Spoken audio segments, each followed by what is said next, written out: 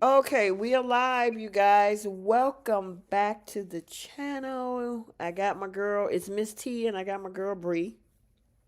Hi, everyone. Happy Friday. Yay! Happy Friday. Friday, as they say, Friday. We got like 18 days, 19 days left of the Girl, year. before the end of 2025. I'm Oh, happy for the new year. I cannot wait. yeah. New Year's is my favorite holiday. Why, it's like a new beginning and fresh starts or something.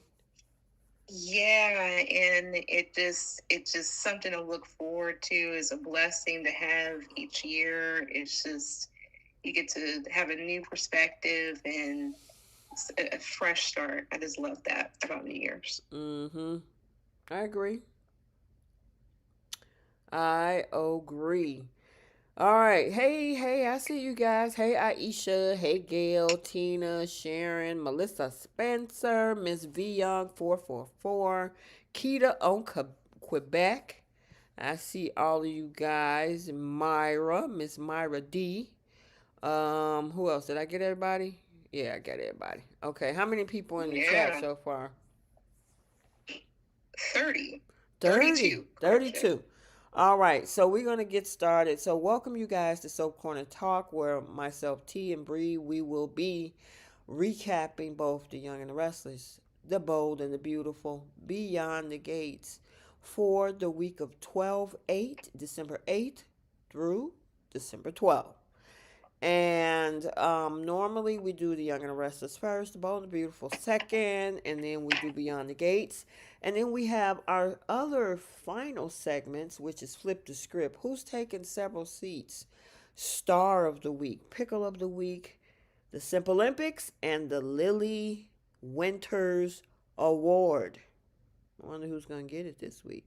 Well, stay tuned and find out. Make sure y'all hit that like button on the way in and make sure y'all tap the little hearts or whatever. Hit the like button. Make sure you subscribe to the channel. And I guess without any further ado, we're going to go ahead and jump right on into this with Y&R. There was a couple of slow spells this week, and then I guess toward the end of the week it started to pick up. Um, we kind of on the Monday because I did a live on Monday night with alongside Bree as well, where we kind Okay. of touched on Monday's episode for all three soaps. So I mean, if you need a little bit of a refresher, that's cool. We could talk about it. Tuesday, we had the 20th anniversary of Lauren and Michael Baldwin, and as they celebrate their marriage, I I watched it, but I was like, yeah, okay. It was nice, We got a lot of flashbacks. We had Phyllis pop in. Phyllis is part of their past. So we saw some flashbacks with Phyllis and all that stuff too. So how'd you like it, Bree? To be honest, I didn't mind it. Mm-hmm. It was better than Nikki and Victor's. Okay. I was good with it.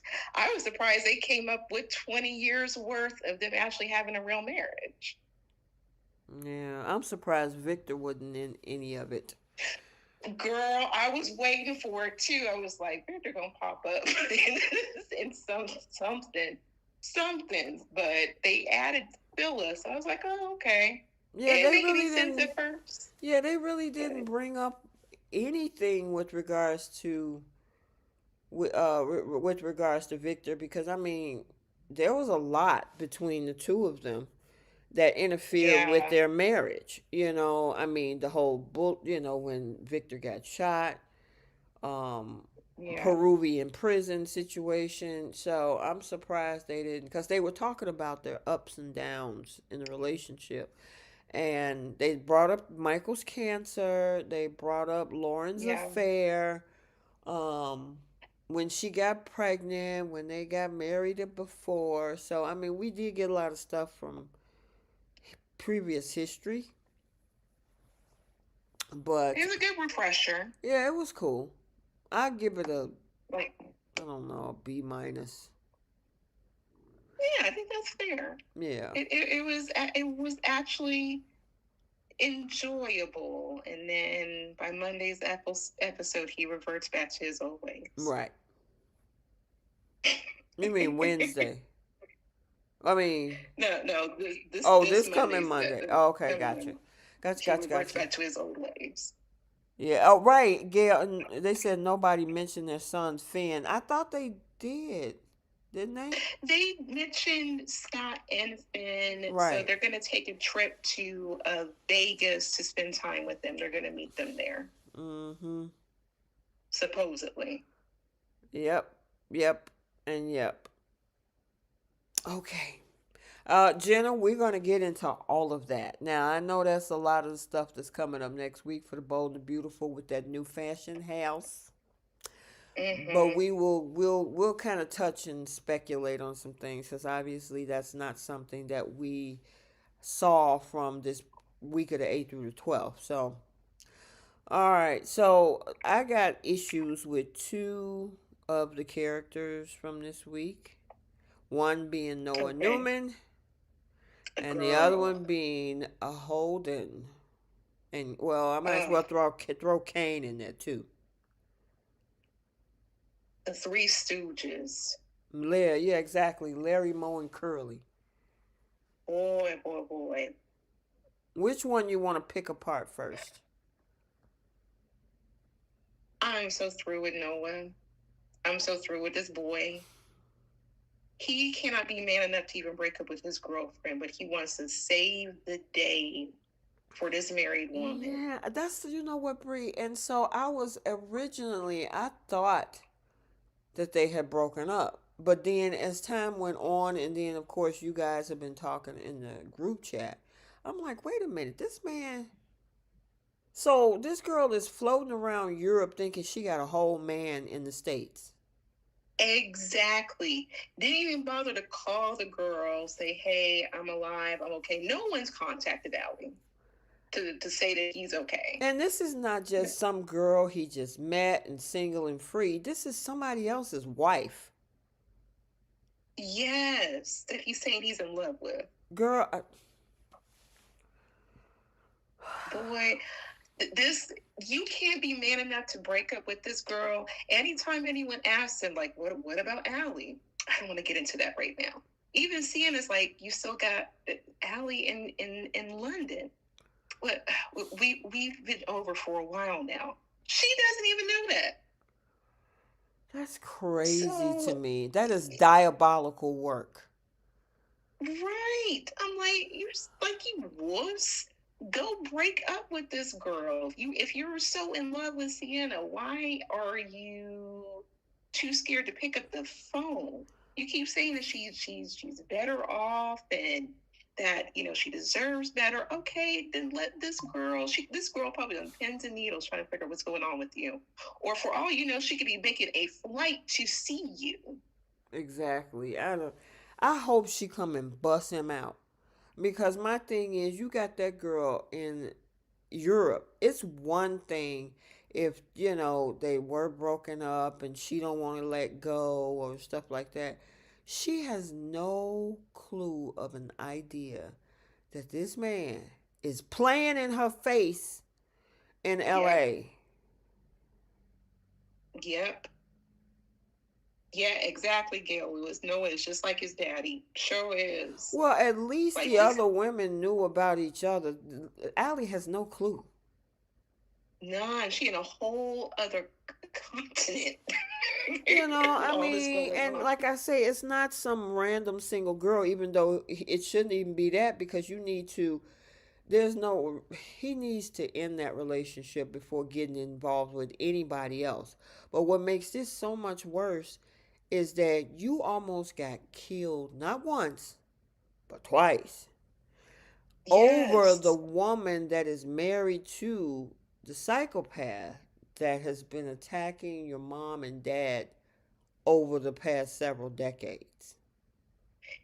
And you want to bring that same woman to your hometown amongst your family, knowing the man that she's married to is dangerous.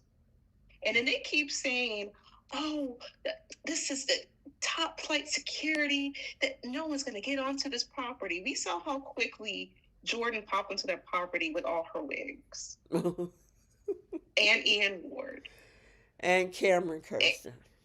And Kramer Kirsten with his bloody shirt. So, and on top of that, there's no police in Genoa City. So you brought her there for what? Right. And then she's telling you, maybe it's just best if I go, and clearly your mom doesn't want me to be here. Maybe I should just leave. No, I love you. Wherever you go, I go. We're lovers. I'm like, sir, you just woke up from a coma because of this woman. Mm-hmm. Boy. He lost brain cells, I guess, during that process. Yeah. Why would I bring this woman around my family? She's a walking red flag. And I mean, the girl. Oh, go ahead. I'm sorry. No, I have to say, anywhere she goes, Matt is going to follow. Well, the other problem with this whole thing is that she wanted to leave. And this dude is bossing her around like you her husband. No, you're not going anywhere. Or if you're going, I'm going with you. I'm like, dude, if you don't go somewhere and sit down, he's definitely going to take several seats today. Because the time span in when Matt and Noah linked up in London was a total of 5 months, according to them. Mm-hmm. So that means you have been with Sienna shorter than that, and you in love with her. You want to risk your life for her and everything. Girl. So, and he's been back and forth from London to LA this whole time. I think they said 5 times, something like that. So she's not even your family member. No. And the thing is when he was fishing for answers on why she wanted to leave, and he tried to go for his mom on that, and she like, listen, I can do what I want to do, which is true. She's overgrown. Right, old enough to be his mother.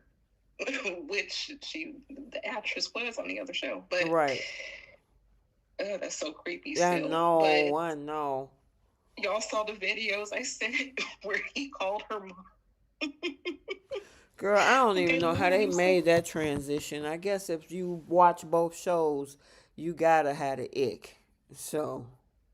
Yeah, it's online, y'all, if you want to check it out. But anyway, just the fact that he was quick to try to put the blame on other people. Like, was it Claire? Did she say something? Was it my mom? Did she say something? What does it matter? Mm-hmm. The point is, she don't need to be there with y'all. Right. And he's not even thinking about his siblings. You got Faith. You got your little brother Christian. You got like your nieces and nephews, all these, or cousins, all these people that live on that property, and you brought this woman to be there with y'all. Why couldn't you guys find like a disclosed place or work with witness protection or something? Mm-hmm. That don't make any sense to me. And on top of that, Noah, you got money. You did not need to come back to your mama's house. Nope. That was just crazy. Why did Sharon open up her house to Sienna? Yeah, I don't know about that. This is Victor and Nick's idea of trying to keep everybody on the ranch so that they can all be safe. That is crazy. I'm like, Sharon, that was crazy. You got this boy kissing this woman who could be your peer all in the mouth. Girl, that whole thing is a hot mess. I mean, he trying to simp for this girl. Boy, and Sienna and Sharon just look like two homegirls. I mean, they the same age. Like I'm like, girl, Sharon. And the thing is, I'm glad that she said, like, look, the fact that you guys are together, I don't think that's a good idea. Could you imagine if Phyllis was Noah's mom? Right. and she had to deal with a Sienna. Sienna would not be on that property. She would not be in that house. Mm-mm. Nope. See, this is why Sharon needs friends like Phyllis. Phyllis would raise hell Mm. about the whole situation. No, you're not gonna be around my son. No, see, boy, this is a weird, sticky situation. Mm-hmm. And being on that property is not safe, as we can see from Jordan, Ian, and Cameron Kirsten in the last 2 years. Mm-hmm. I agree, girl. I totally agree. And then we got the stuff with Audra and Noah, too. Right. So when Noah came back, which is that picture right under the left side, second from the top, Uh huh. walked into the GCAC, and he ran into Noah. It looked like there was some sort of a little spark there. Yes, there was. I was like, ooh, they definitely have chemistry. And interesting enough, she met Noah while in London. Mm-hmm. And then they had a whole relationship. So you can definitely tell that he felt a way and was trying to see how she was doing. So there's no bad blood with these two. No. I don't think Sienna would like it, but I mean, this he went from trying to put his cape on for Sienna to worrying about what this other woman is doing. I'm like, Noah, what is going on? And Nick was looking at him crazy, like, what are you doing, boy? Mm-hmm. But he want to be grown. He is grown, so he's like moving how he want to move. But I don't know. Speaking of that, that bridges us over to. Well, wait a minute. We did see Noah and Claire meet for the first time. And before Yeah. we go over to the Audra stuff, there was a conversation between Sienna and Claire. Mm-hmm. And Claire is trying to dig up dirt primarily on Audra because, of course, her and, Kyle made this plan to take her down. What do you think about that conversation? Glad that she proved that anything that she was going to keep for Holden it was going to be nothing. Like, you told her your business and she ran with it. This is what Holden gets. Mm-hmm. She said, like, oh, I know this is Audrey Cortez and she stole the check and she gave Holden the cut, but I don't think this is the whole truth. I need to know all the details as far as what you know about Holden. And Sienna was like, well, what's it to you? This happened before you met Holden and Mm-hmm. Audra. So what's the difference? Why are you digging? Well, you know how, you're waiting for the other shoe to drop and creates an anxiety and blah, blah, blah, blah.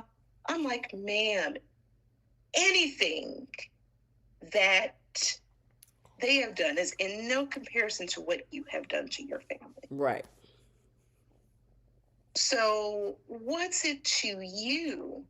And the thing is, even if the information is revealed, Audra can still stay if she wants to. Exactly. That's the part that I'm not understanding. On top of that, I thought you were trying to look out for Holden supposedly, but you've been told all his business to try to Mm-hmm. dig up and get more information. And he Mm-hmm. said if whatever's revealed about Audra, he goes down with that too. So once again, Holden is a idiot. Thinking But about he's going to reveal some information to get some more box. so okay, so I know the problem with all of this is that she stole the money, but when he came back, because what it comes down to is Audra, which is that picture in the right bottom. Mm-hmm. Audra, Holden, and the guy got in. Well, Holden and the guy got into a tussle because he came in hot. Yeah. Would you consider that self defense?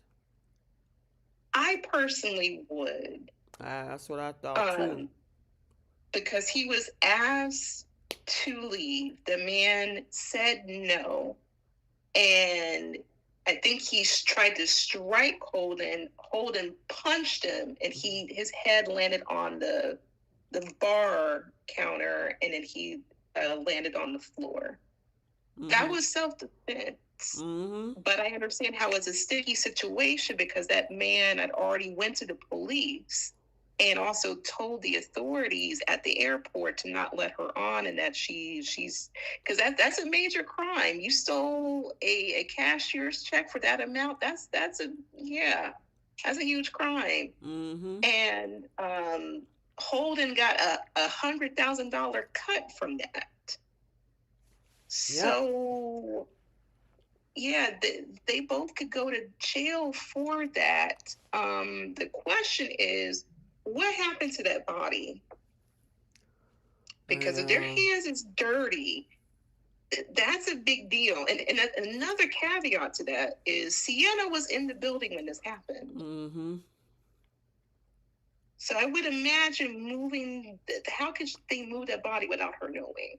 And I wonder if she's trying to still cover that part up, because that would also make her an accessory. Right. So she probably won't reveal much to Claire about that. Right. Without incriminating herself. Yeah, that is true. But then that shifts us over to Holden simping for Claire, because he's trying his best to protect Claire from her, telling her she need to back off, and of course Audra is not going to back down from that. And go ahead, what'd you say? He said that you mess with Claire, you mess with me, I could get rid of my Audra problem. And clearly we see he's part of that problem. His hands are not clean. Yep, that is correct. All right. Now it moves us on to this whole thing with Jack and Kane and Victor and all of this mess. So earlier in the week, Jack decided to turn off the lights in Jabot due to an impending attack from Victor, which hadn't happened as of yet. Well, at this point, it won't. But I won't go into Monday's episode, the 15th. The thing is, though, is that his family tried to talk him out of this idea. Yep. And he was like, we don't have any other choice. This AI system is going to decimate us. I want to make sure that we move some things out the way, and we finna go dark for 3 months. So that's where we are with that for the week. Now, there were other things that transpired, and I think I kind of talked about this on Monday, about he can't keep his mouth shut. Boy. Talking to Nikki, throwing a little remark at Adam, and of course that's going to get his spidey senses tingling. But now you throw Michael in the mix, who's trying to be a kiss the ring again, which you guys will see that on Monday, or more of it, or what happens. Telling Victor what happened. So. And he almost got in trouble for sharing his opinion. Unless that's what you get, Michael. Yep. And I gotta say, that's what Phyllis get too, because part of the deal of getting that AI system was her getting Jabal. And she had already had a conversation with Adam saying, listen, when is all this going to go down? I've been waiting patiently. Where's the keys to the kingdom? And Adam was like, well, we got to give it a little bit more time. We're going to eventually strike and do whatever, right? But then, yeah. But then she was like, listen, I don't know what y'all doing, but I don't need y'all to destroy the company where I have nothing in the end. And it's like, Phyllis, did you see what happened to Kyle, Audra, and Lily, and any other people that tried to do deals with Victor? Michael, your own friend. Did you see what happened? It's good. And you guys, I guess we'll see more of that, the fallout for Phyllis. More of that next week, but Yeah. I don't even. And this is somebody that she hates. That's the part that gets me because she's been on the receiving end just like everyone else. She was the Audra before we got Audra. So she's been on the receiving end of being burned by Victor. Mm-hmm. And once again, who's the writer of the show? What's his name? Griffith. Josh Griffin. Mm-hmm. What is your obsession with Victor Newman? Why does he have why can't there be a storyline where this man falls? I'm just gonna leave it at that. You Yeah. have a obsession with Victor Newman. This this whole rollout of bringing Kane on only for the result to be the result Mm-hmm. is just insane.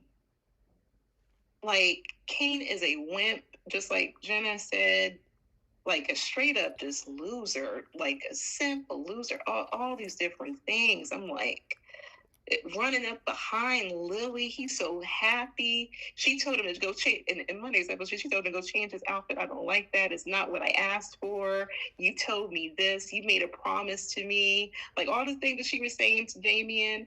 He went out, zooms right back to dress how she wanted him to dress. I'm like, you loser. Like, this is just such stupid writing with this AI software for this to be the result. Mm-hmm. Only for Victor to end up on top throughout all of it. Right. And the thing is, I'm not going to reveal. Y'all need to watch Monday's episode to see how that ends. Boy, boy, boy. This should have actually have been November sweeps. Gail said Josh Griffin and the writer should have been fired. Yes. This was the worst rollout. Just, there's no storylines that I can be like, wow, this was a great storyline. I can't think of any. Except for like maybe the beginning of the year where we finally got like Phyllis and Sharon to be friends and that they had some great episodes together, but I can't think of anything else, y'all. Yeah. For this to be the result, I don't know what his obsession is with Victor Newman always coming out on top, always winning. Like But Kane was supposed to be the equalizer. yep, well that didn't happen. They made this man women two women literally destroyed this man. Two. Lily, Yes. who kept dangling, as Phyllis said a month ago, dangling a carrot in front of him and then hit him over the head with it. And then you gaslighting this man from here into eternity and still in his AI program because he let her get too close. He let Phyllis get And too close and he chased after Lily. and as you can see from the bottom left-hand corner, she tells him, "Yeah, I saw your software. You were stringing me along. You slept with me to try to get that information, and you slept with me." But and then they kiss after all of this. I Really? don't, yeah, I didn't, it was funny to me because I didn't know, I just thought like Phyllis was going to huff and puff, get mad and walk away. It was, I guess they were creating some sort of tension with this scene where they were arguing and it's toxic. You done made this man into a toxic situation, yet at the same token, you finna go and show up at that launch party with Lily. Yeah, he said it was that part. It was a mistake. Uh, I'll never do this again. And then he rushes right over to be basically scolded by Lily, saying, "I don't like your outfit. It's not what I asked for. You made a promise to me. Don't lie to me now. Go change." And then he rushes to go spend some money, go change to look like how he wants to look. This is just this the way this man has waffle. He's a new waffle king. The way he's been hopping back and forth with the women, with his business sense, everything. This is terrible writing and terrible rollout for the Kane character. Josh Griffin, what are you doing?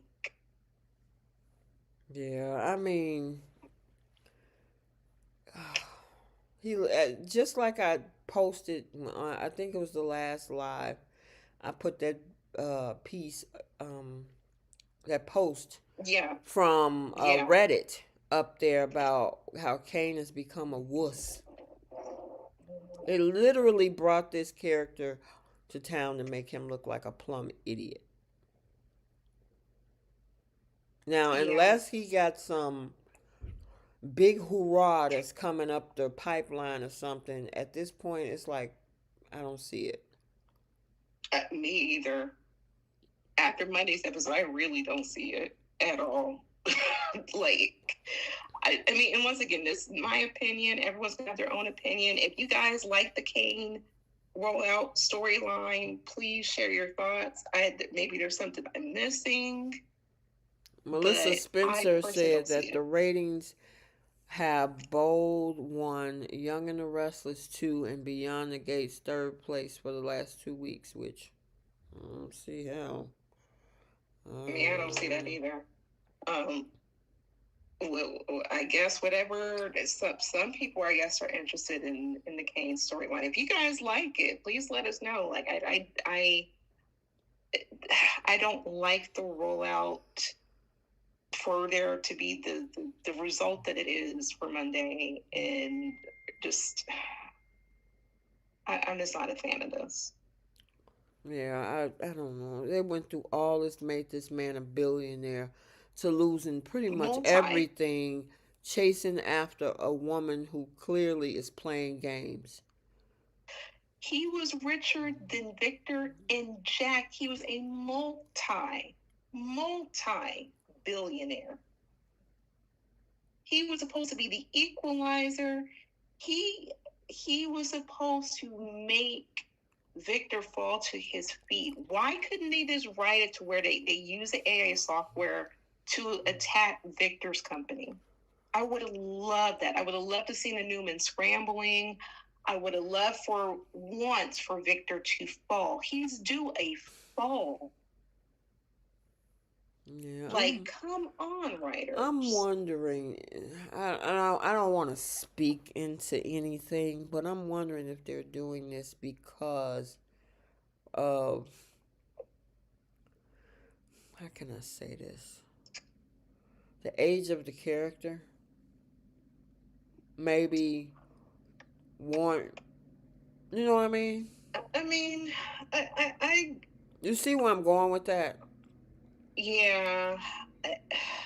yeah, Make maybe, sure I don't he know. gets whatever. You know what I mean? Yeah. And you know what's interesting? How everyone around Victor kisses the ring, and then it's like night and day on Bold. Like the way that Eric gets pushed around and used if they need a vote to Girl, have to there, go their Victor. way.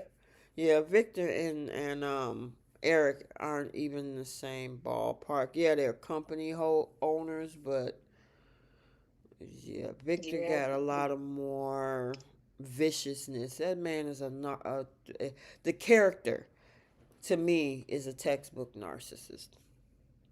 oh, absolutely. He's the pettiest man in daytime history. This man is still angry about Jack saving his own wife. Yeah, and here's the thing. He What's making him so mad is the story that he's spinning in his head. Because Right. Jack was the one that was about to be out. He keeps spinning in his head that Nikki could have died. And it's like, no, Nikki was drunk. Jack could have Right. died. Right. Nikki knew, she even admitted to Jack that she was using him because he was enabling her habit. And on top of that, the woman was lying right in Victor's face. And didn't he have like a private investigator follow her? So your Mm-hmm. private investigator failed to give you the information that your wife was still drinking. But she snapped out of it. after seeing what happened to Jack, but you're mad at Jack for overdosing, Mm-hmm. and it helped your way. And this, keep in mind, this happened what, almost 2 years ago. Yeah, it was I think was it the spring of no, not 2 years ago. It was in early 24. Yeah, I'm like, you still mad? You still petty over this? Really? Yeah, I he is still butthurt about this. She could have died. He had her in this hotel room. No, you need to take the accountability for allowing. Because, listen, he couldn't be her sponsor unless you allowed it, Victor. You allowed that. Nikki manipulated both of them. Oh, absolutely. And she's still playing in Victor's face by still being his friend. Like, no one's going to tell me who my friends can be. I still care about the Abbotts. And, and the fact that Jack put any faith in Nikki to help save his company is just comical to me. This Girl. Victor don't listen to this woman. She even said out of her own mouth, "No one trusts me with information. I can handle it." They don't tell you nothing, Nikki, because what are you going to do? Nothing. All you're going to do She is don't. like, Victor, Victor, why are you doing this? You know you shouldn't be doing this. And that's it. And Victor just look at her like, I do what I want to do. Do, and then he gives her a gift, and my baby, my baby, my baby. That's it. He'll give her a company, a car, anything that will shut her up, and that's exactly what she'll do. And then she'll go to Lauren and to anyone else and still defend this man's actions, Right. gaslighting these people like he hasn't done anything. Like he does what he has to for his family, and maybe if you guys just give him a chance. Oh goodness, Mm-hmm. Nikki is not the person to rely on for anything. No. Nope. Nope. Nope. And then look like Mitch Match decided to come to town. Ugh. I wonder if he's about to be Phyllis's new man. Mm-hmm. Do she know who Matt That Clark was? that's a good question.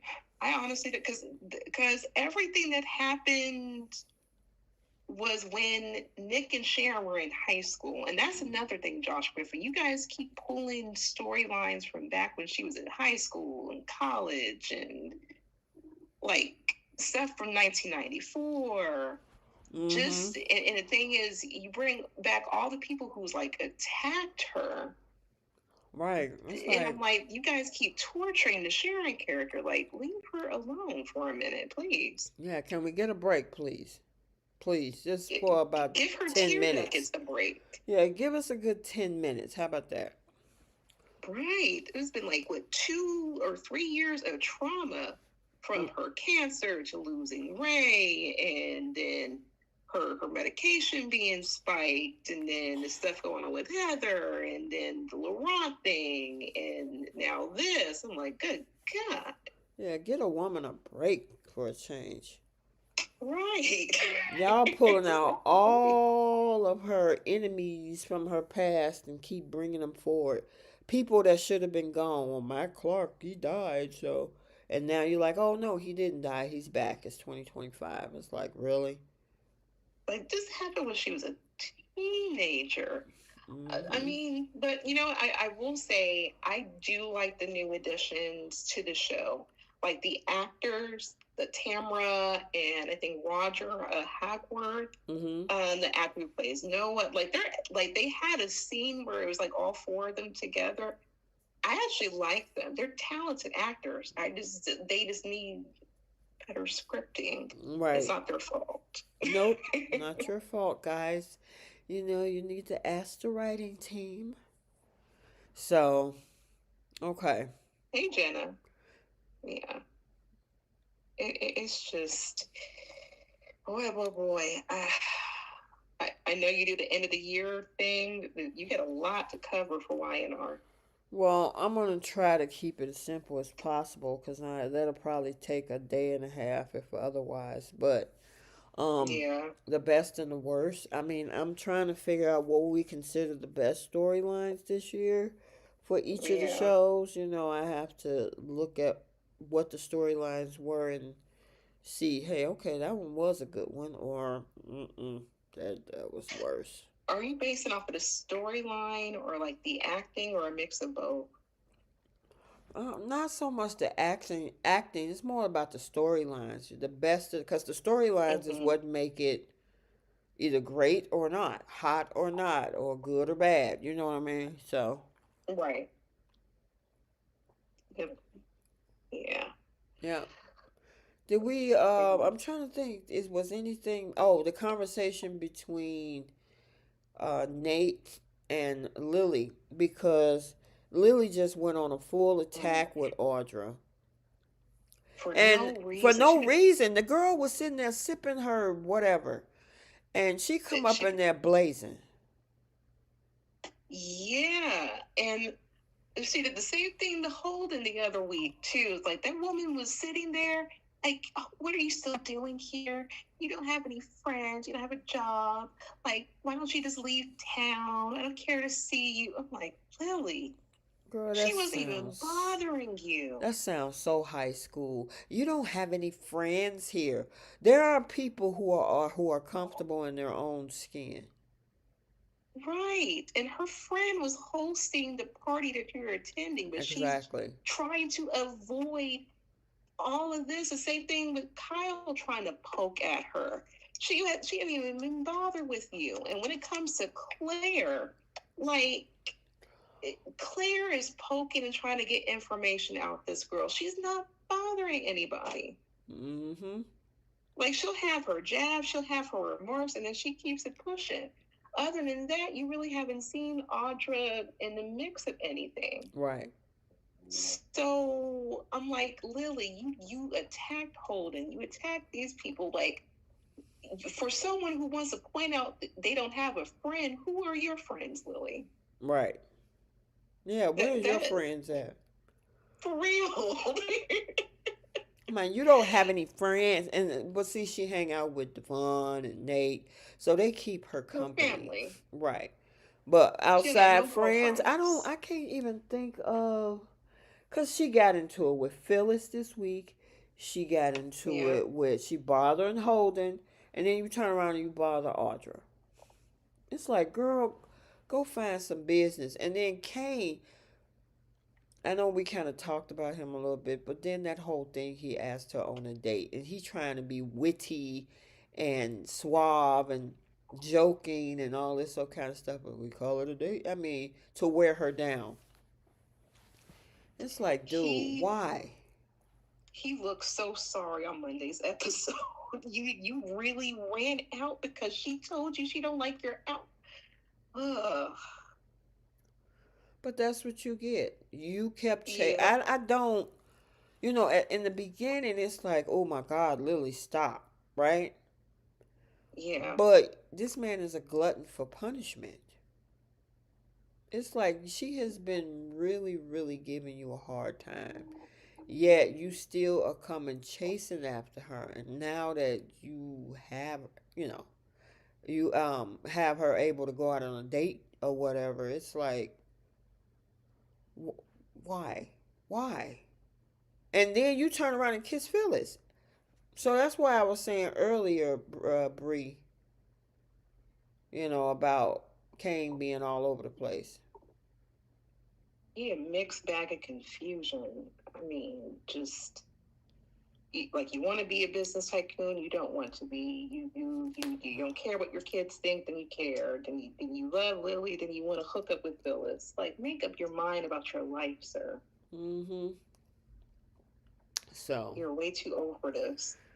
but you mentioned something in the group chat about you maybe think that this could possibly lead to a whodunit thing.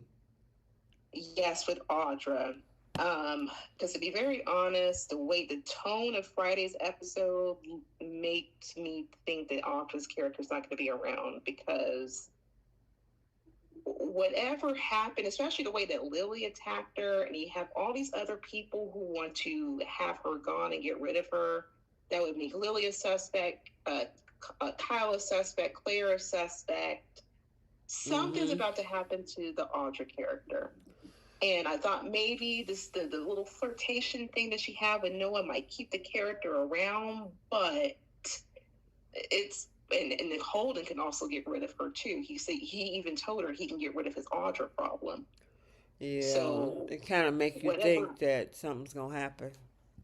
exactly. And like I said, that's just my theory, but just the tone of Friday's episode, she looked scared. That's the first time we ever seen this girl look scared, terrified. She was all alone in that park too. And Mm-hmm. conveniently, Claire is not going to be at the Abbott communication party. That's a spoiler for Monday. And we know Holden's not there. So, and then we know Matt Clark is in town, and we don't know Mm-hmm. where Sienna's going to be. So it makes you wonder if that's what's going to happen going forward for the character. Well, I guess we have to watch and find out. Yep. I All want to right. keep. I'm wanting to keep Zalika around, but she can go to Beyond the Gates. You think? Oh, maybe like Tomas's sister. Yeah, or ex lover or something. Like her spicy, fun energy. They would definitely utilize her over at Beyond the Gates. Mm-hmm. She Yep. would give Eva a run for her money, Haley a run for her money, even Danny. So yeah, I mean, I love Zalika Silver. I think that she's a great actress for YNR. They need someone like her, so I hope they keep her around. But it smells like something's about to happen to this girl. Yeah. Yep. All right. I think we covered everything, right? Yeah, that's all they gave us. All right, we're gonna move on to Bold and the Beautiful. And again, if you have not, hit that like button, subscribe to the channel. Um, Wait a minute, something happened this week. What was it? Did we have a birthday or an engagement? I know Rena Sofer had a birthday. Mm-hmm. Who else? Wasn't there some other birthdays this week?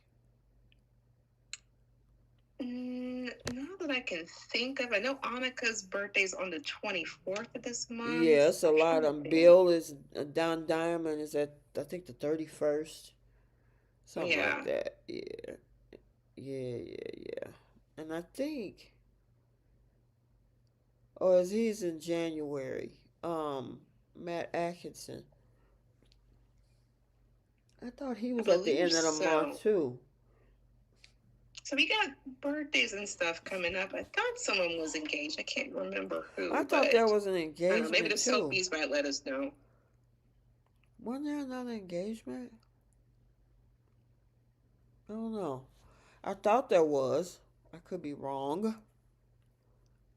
I mean, Bill and Katie got engaged at the end of Oh, this you week. talking about this? I was talking about in real Yeah, time. I'm trying to think. I could have swore there was, but I don't know. Maybe the Soapies will let Yeah, us I know. thought I saw something. I don't know. What was it? Come on, it's like right there. Cause I remember It'll seeing come. it. We'll probably talk about it. It'll probably come up. Okay, I hate when that happens. I know, right? Okay, so majority of this week, and I think you put it specifically what it was in the group chat, a 3 day wedding. Yes, that didn't So need to happen. yeah, most of this week we only got like probably maybe two and a half storylines because we still have the situation after this fake retirement party. Because who has a retirement party for somebody that don't know that they're about to retire? Exactly. I think we talked about that on Monday. Yeah. I'm like, so disrespectful. Oh, that's right. He is having a baby. Who? The actor who plays Noah and his wife are about to expect a child. I Uh, did see that. oh, okay, Um, gotcha. but there really wasn't much that happened. And then, of course, we got Sheila getting the bad news that she can't attend the wedding, and a lot of discussions about that online. I was like, oh, people are on Sheila's side with this. Well, I mean, I kind of brought this up as well the other day about the fact that when Deacon and Sheila originally got married, they was begging to have Hope there. And I mean, I think you mentioned this too about how when she was trying to reunite Finn or talk it up at least, Finn with his birth mother and how Steffi was being a certain way. And it's like, you were a cheerleader for this girl. You were championing her, meaning Sheila. And now when it's your turn to walk down the aisle, and granted, they letting Elizabeth call the shots with that because she feels quote unquote uncomfortable. She wasn't invited. You know what gets me?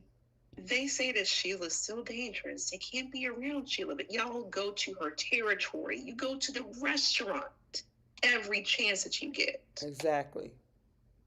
And you're going to run into this woman. So I understand that they want to protect the baby and whatever. She feels uncomfortable. I get it. I think they ran with that excuse. Yep, of course they did. Because in any other circumstance, it's okay to be around Sheila. And the crazy part is you had, earlier on this year or maybe sometime last year, Katie, Sheila, and Deacon were having tea and crumpets at the restaurant, just discussing all the stuff that was going on with Poppy. And you have even Lee that changing, turning a new page when it comes with Sheila and their girlfriends. They've had several conversations together. Then you had that whole conversation with her and Steffi. I think that shocked a lot of people, including myself at the time, because they had a civil conversation face to face at that bar. And I know a lot of that is predicated to Sheila saving Steffi's life. But them folks was like, yeah, so we don't care about any of the things that you did, which includes saving Kelly, Liam's daughter. That nobody is like, oh my god, and yeah, cause Steffi went and told her mother, oh my god, Sheila's delusional. Okay, but your husband happened to stand up for her wedding along with Hope.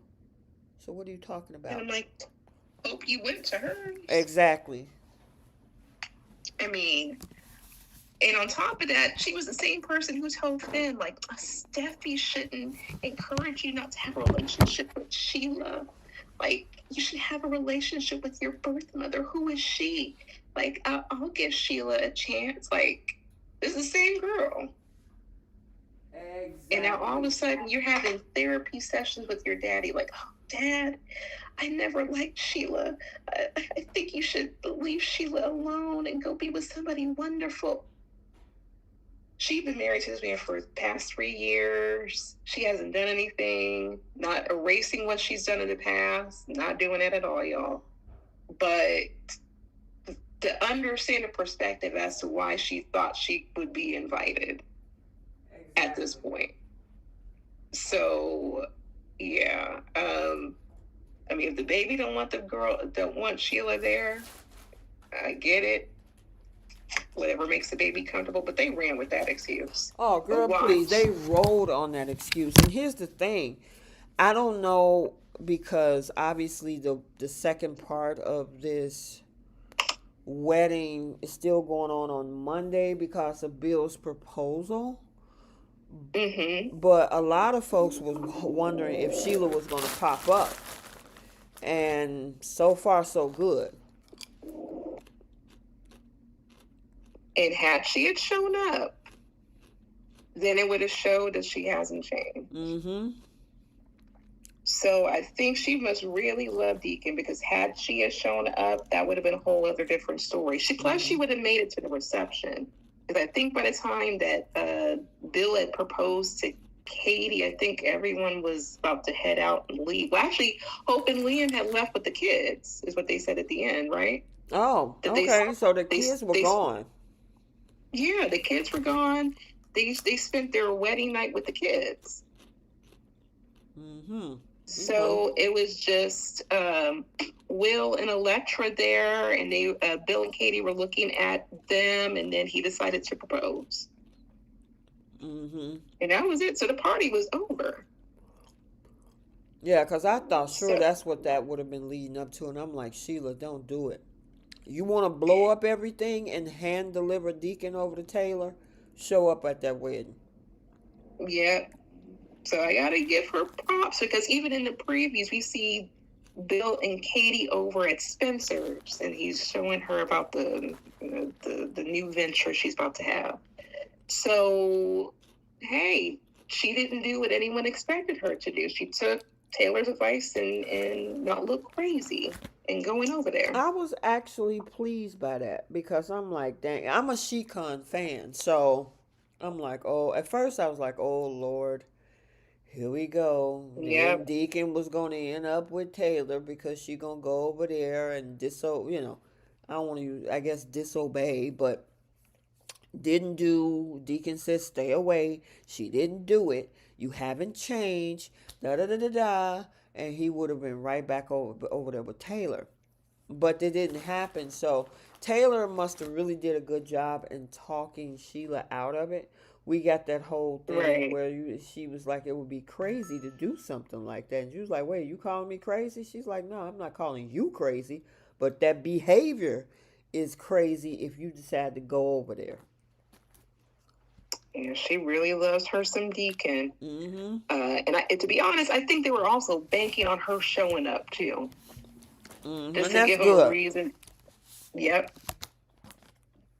But And watch, everyone's still gonna go to El Giardino.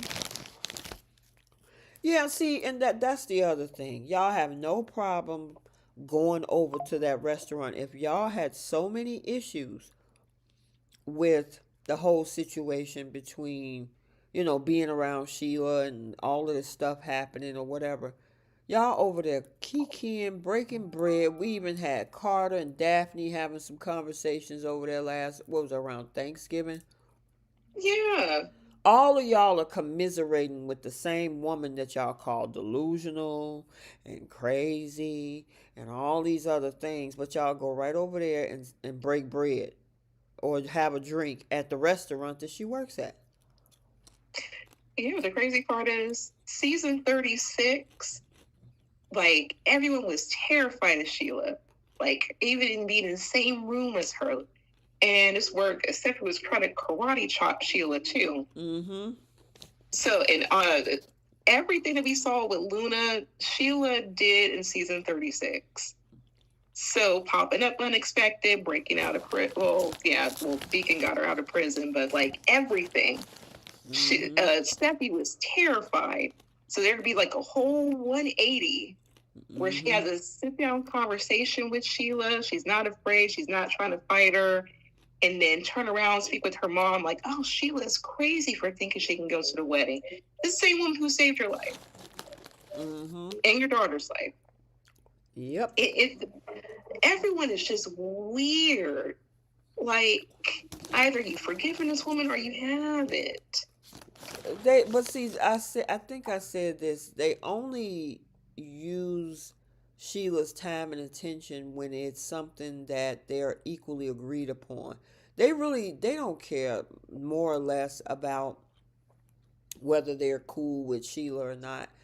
Like you mentioned earlier, Katie was having a conversation with her over the Poppy situation. Yep. Actually, Lee, they had go ahead. a few conversations Mm-hmm. where they had tea.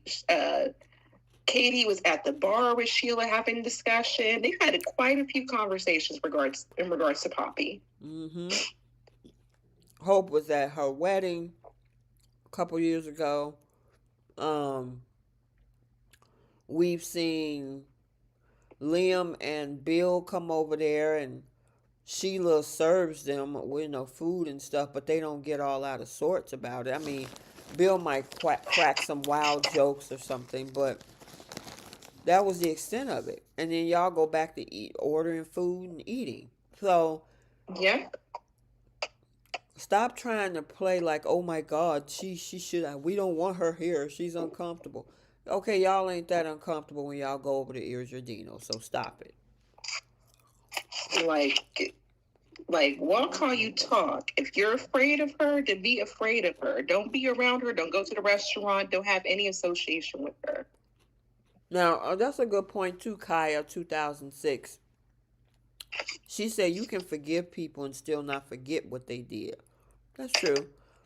Sheila Yeah, traumatized these people. Coast, absolutely. it's not like what she, yeah, of course. You things like that, when especially trauma, you might be able to forgive them, but you won't forget it. And I get that, but yeah, so that was, And go ahead. and I think she also made a point about like Bill has done things that are just as worse than what she did. I mean, he Mm-hmm. almost blew up his own son, and he blew up his own son and almost tried to unalive his son too. Who? Um, Bill? Liam, Oh, Liam. Bill, yeah. Mm-hmm. So, and he was forgiven, and he also got Ridge pushed out of the helicopter. He's done a lot of different things, and he was forgiven. There's, But I mean, at the end of the day, the little girl said, "Hey, I don't want Sheila there. She's not there." But at the same time, regardless of the wedding, that's still her grandfather's wife. mm-hmm. That's still Hope's mother-in-law or stepmother, rather, and now Liam's stepmother too. Mm-hmm. So unless Deacon says she's going somewhere, she's in your family. Yeah. Yep. I agree.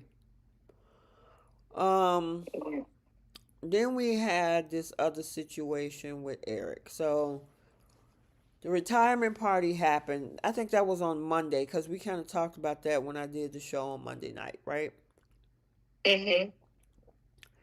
Eric had no idea. Donna didn't have any idea. And Ridge was like, this was the right thing to do. Okay, then give everybody a heads up in a memo. I will say at the company that I work for, when somebody's retiring, even if we don't know them directly or they're in a totally different leadership team or department, everybody get the memo ahead of time. This, we would like to formally inform you that so and so is retiring on January 26, 2026. I would assume that the guy or girl or a man or woman in the emails that we get, they know a retirement party is coming. In this case, Ridge decided to throw a retirement party without telling the person who's retiring and his Right. wife. Retirement is a choice. Mm-hmm. Like, this man founded the company that he left as a legacy for his kids, and you're going to force him out and Mm-hmm. tell him no? That is just so disrespectful. Like, I was expecting, honestly, for Eric or at least Donna to be enraged because this is insulting. I mean, he's not feeble. This man is still walking around. He was about to break his hip to go look for Brooke over in Europe. Mm-hmm. Okay. And the very two people he was hoping to try to put together, he's been fighting for, are the same two people who are trying to kick him out of his own company. Yep.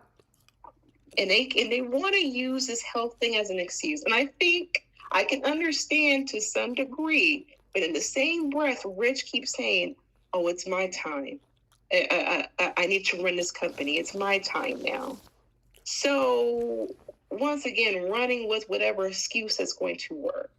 But the thing that's driving Rich to even do this is because he wants to have full control. He don't have to worry about his daddy. Well, it was red flags from the get go, because Yeah. if you if you so concerned about somebody, you have a conversation with them. He knew that Eric was not going to want to walk away easily, which is why he tried to force his way Yep. into to have him take this retirement. You didn't tell his wife because you were able to tell everybody else, Katie and this Carter, Daphne, all of them knew. but you couldn't tell the person that you was, because you knew he was going to reject it. Otherwise, if he had been talking about it like, yeah, I want to spend more time traveling the world, and I want to get into more pickleball tournaments, and me and Donna need to spend some couple time or whatever, then that kind of give you the hint that maybe this man is ready to, live his life outside of the company. No, no, that man was still designing, and then you dropped the hammer on him, which is why you did it that way, because he would have said no. He was vocal. And the thing is, this man is vocal. Same way he was so vocal about Taylor being the wrong person and going behind people's backs and doing this, that. He would have been vocal about, hey, I don't want to do this anymore. I want to go ahead and retire. Mm-hmm. So, and another part that gets me, wasn't he designing at the beginning of this year on the Mm-hmm. couture line with Rich? Mm-hmm. Yep. Because it wasn't Zenday, it was him. So they were already working on couture anyway. But the thing is, Eric don't want the leadership part of it. He just want to design. Right. You're not sharing that chair with him. I don't remember the last time I seen Eric in that chair. Right. Very rare. And I think they all, like, was it Ridge, Steffi, and Eric? He was a part of the decision regarding the stuff going on with Carter and Hope for the Future and all these different things. So he was still making executive decisions for the company along with the other two owners. So you value his opinion to some degree, and you utilize him when you need a vote, but he can't design for the company he founded. Mm-hmm. That don't make any sense. And I'm like, how did this become a Brooke and Ridge decision? Yeah, where's Steffi in this? Exactly. And that was the part that irritated me this today's episode. Eric's like, well, maybe I should just let you and Brooke make the decisions and run the company. I'm like, Brooke doesn't own any portion within this company. Yes, we still don't even know what her position is, Bree. She takes a lap seat on Ridge. Girl, She's still the house you're plant. so funny.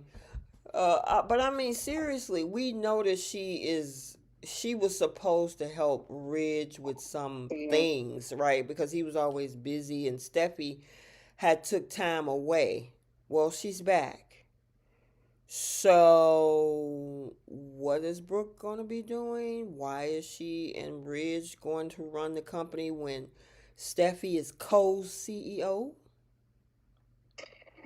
She runs her mouth, and then she talks about what she will and will not allow, and she makes sure Rich gets his kisses at the office. And that's pretty much all she does. She doesn't mention anything about Brooke's bedroom. I mean, the last thing we talked about with Brooke was the stuff that happened in Italy a couple months ago. And that was it. Mm-hmm. She got married, and then she just, whatever Ridge wants, Ridge got. And Steffi took a back seat and then she filled in for that role. And then Steffi came back. So we don't know what this woman does besides be a houseplant. Exactly. You said, but except for being a house plant. Because she's just there. And I'm like, Brooke should have reached out to her sister. She should have spoke to Donna, because she knew Rich was going to make this decision on Eric's behalf, or involuntarily for Eric. Yep. She could have told Donna. She tells Donna any and everything when it comes to Thomas, when it comes to Steffi, when it comes to any and everybody else. She could have gave Donna a heads up, but she just stood there and sat there like a houseplant. Well, she knew she had doubts anyway, because with that conversation between her and Ridge, she wasn't 100% sure. And she could have still voiced that with Donna. They were just in the showroom talking about Eric before they came up for that party. She had that opportunity right there. Hey, Rich is thinking about doing this. I don't want Eric to be alarmed, because if they're so concerned about his health, wouldn't that be like so shocking and affect like this man's heart, affect this man's mental capacity? That could have gave him a stroke. Like anything could have happened, because that is so heartbreaking to be kicked out of something you founded. They weren't even thinking about that. Mm-hmm. Yep. And then now Rich has a change of heart. Was this the right decision? He didn't like it. No kidding, Rich. You wouldn't like it if it was you. Right. So then he goes from being gung ho about the retirement, and then a couple days later, he's second guessing the retirement. Yeah. I'm like, you can kick And rocks. then we saw in that conversation, you kind of touched on it when Eric was saying, you and Brooke run the company. When Eric was like, no, no, no, maybe I should just do something different, blah blah blah, and maybe go and Rich was like, no, don't do that. You always are welcome here. You should be here. I'm like, why are we going through this flip flop madness? Now, obviously, this Really? is leading to something, and I'm wondering with what we saw in the preview for Katie and Bill in her own fashion house, would that bring in Eric and his designs? That would be interesting. That would be interesting. And to be honest, I would have rather had Eric had his own fashion house. Why Mm-hmm. does Katie need to have a fashion house? Well, like I think you said, because it also tie into another thing that we saw coming up with next week. Because Thomas Forrester, yay, Mr. Matt Atkinson Yay. is back next week, and he's ready to design. And we saw a little clip of a conversation between Hope and Steffi, where Hope is like, "Yeah, I'm a little uncomfortable. I mean, with Thomas, Uncomfortable with what? girl, you should be thinking about your husband." Right. I mean, is he giving you tingle? And the thing is, I don't think they're gonna write him crazy, because he got the whole family following him to the show. He meant business. He's like, look, this is where I need to be. So this Thomas right here, that looks like he means business, and he's like, look, I'm gonna design. I'm not going anywhere. So maybe she feels uncomfortable, being the fact that she was screwing this man all up and through Forrester. Mm-hmm. And then she told him that she wasn't ready for marriage, and then we see that she got married to Liam. Right. I mean, but she and Carter seem to be working perfectly fine, and that's her ex, so she can't work with Thomas now. Right. Okay, so Yeah, I the guess writer Liam's not doing exactly. his job. Vicky said the writers on B&B are ruining the show. It's going wild. I mean, I'm curious to see how this whole. I am interested in this whole fashion house thing. What are you gonna call it? Katie's designs, Logan's designs. Who knows? I don't know. But I would assume with what I was saying in regards to Thomas being there and her being uncomfortable, it might come to a head where Deke and his sister go work for Hope's aunt. So And that's such an insult to Carter, because he actually got her line back. So for her to leave because she's uncomfortable with Thomas, well, first of all, Thomas's name, he's a Forrester. That name is on that building. right, So anything that she does for Hope for the Future is still part of his legacy and part of his fortune in anything, any money he makes. And on top of that, he made this girl plenty of money, and he's resuscitated her brand on numerous occasions. So what is she uncomfortable with? right. I'm uncomfortable with him. Girl, what are you? Either it's one or two things. Either she still got residual feelings left over, or they're gonna bring back this whole thing about, well, he did this to Beth, and like they tried to do a couple months ago. And I'm like, you guys co-parent a child, and I would assume she would have mentioned something by now. And on top of that, so with Douglas, that boy was so happy bouncing around. Uh, Hope hasn't mentioned anything in regards to Thomas. He probably hadn't even bothered her. I think it's the fact that she got married to Liam. And the reason they broke up in the first place because she had feelings for Thomas. Mm-hmm. And she was fantasizing about the man, and she ended up cheating with this man Oh, did you see and was Allison's screwing this. comment, girl? What she say? She said Hope is nervous about Thomas's BDE. Look, I think that's what it is. Oh my I know, God. Keish, I know if you're listening, but I think it's that. I think because this woman was not excited about marrying Liam. I think she did a lot of this because she wanted to put her family back together. I think she felt guilty about breaking up her family for Thomas, and that broke up Beth's home. I think that's what it had to do with. I don't think she had any romantic connection with Liam, in all honesty, because she was even happy about even planning a wedding. That little girl planned a wedding down to the onion rings. But if Thomas comes back ready to take charge, not thinking about her, look, yeah, that's gonna make her a little uncomfortable because he was devoting all this time and attention. He was screwing her left and right through every ounce of that office, soaking up the couches, everything. So yeah, I could imagine her being a little uncomfortable because she's not getting that with her husband. Girl, she going back to the same old. And, Liam was like, I'm going to make sure that, I'll be the best man for you and never do things to you again. I'm like, that last divorce had nothing to do with you. It really didn't. That It was last all divorce her. was all her. I mean, And she racked up 2 body counts. She gave those divorce papers within the next 24 hours after having a 4-day awakening. Girl, Thomas was wearing her out for 12 hours because she got there in the morning and then Brooke showed up at night. He was wearing that girl out, and the very next day she gave Liam divorce paper. Wait a minute, and the thing is, the visual showed that because the sun was out, and by the end of the night, they showed us a dark L.A. I was just watching this for season 36. Girl, they've been in the bed all day. They were getting it in. She took a nap and everything. Look, I woke right back up.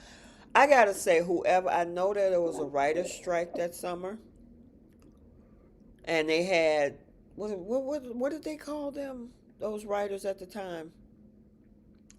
Not ghost writers. There was a term for those writers that we had at the time. Yeah, I know what you're talking about. I can't even think of it. But they were like fill-in writers. They were whatever it's called. But I know exactly what you're talking about. They were doing a writing, and look, they gave some of the best excitement storylines because they got people who weren't even fans of Bold, right, seeing this stuff online and then pulled in and looking in. And you see, like, they need to go back to that. And on top of that, this gave Hope a whole personality. Changed her look. Changed her look. Thomas gave her style, gave her personality, gave her everything. And then we see her go back to Liam, and we see how that results. Yeah, her and Claire switch closets again. Sure did. Miss Little House on the Prairie. Yeah, look, and to be honest, her wedding dress. It's her 8th wedding. This is her best dress. Yep. Out of all of Hope's dresses, this is the best dress, the best she's ever looked. Yep. But I can't wait to see what happens next week with that, because if she's uncomfortable because she got married back to Liam and she feels them tingles all over again with Thomas, yeah, she's not going to want to work with this man. Nope. Nope. She is not going to want to work with him. Not they were at all. all in design office, Eric's office, getting it in. Like, girl, I'm telling you, that is a season and a summer to never forget. When it comes to, because first of all, whoever did, like I said, whoever wrote it, they did a good job of it because they built the tension up for a good 2 to 3 months. When she started having those little disco dreams and all that stuff, that was like May of that year. And over the next Mm-hmm. 2 months is where we got the build up. You know what I mean? And then by July, it was on like popcorn. Oh yeah. I mean, she was fantasizing about Thomas while she was with Liam. I mean, she probably had to deal with this go around too, but you know. Yeah, but it was and obviously Annika and Matt Atkinson, they played it well. But there was times where she would sit up and fantasize about this man, and we get the fantasy or whatever clip, and it was she come out, she's hot, flushed, sweating. That's the type of stuff, you know what I'm saying? It's like, man, she was really, And we say all of this to say that Liam was in the back of her thoughts. She wasn't even thinking about Liam because she went through Thomas. Then she was fantasizing about Finn. And then she was just with Carter. She had just slept with Carter not that long ago before they broke things off. mm-hmm. So she racked up body counts and everything. She wasn't thinking about Liam. Mm-mm. Mm-mm. This is safe for So, her. yep, And this safe is is. good. Let me tell you, I'm not safe is good. I love peace. Safe is good. In the soap Mm-hmm. opera world, this Liam Beth family situation going on with Hope is safe. And And with go ahead, I'm sorry. yeah, I said, yeah, I know. Mm-hmm. It's it's a complete pivot from what they were going to originally do with the Liam character. You saw what I posted in the group chat. Mm-mm. Because I didn't realize that Scott Clifton had did an interview. So they were about to get rid of Liam's character. So that the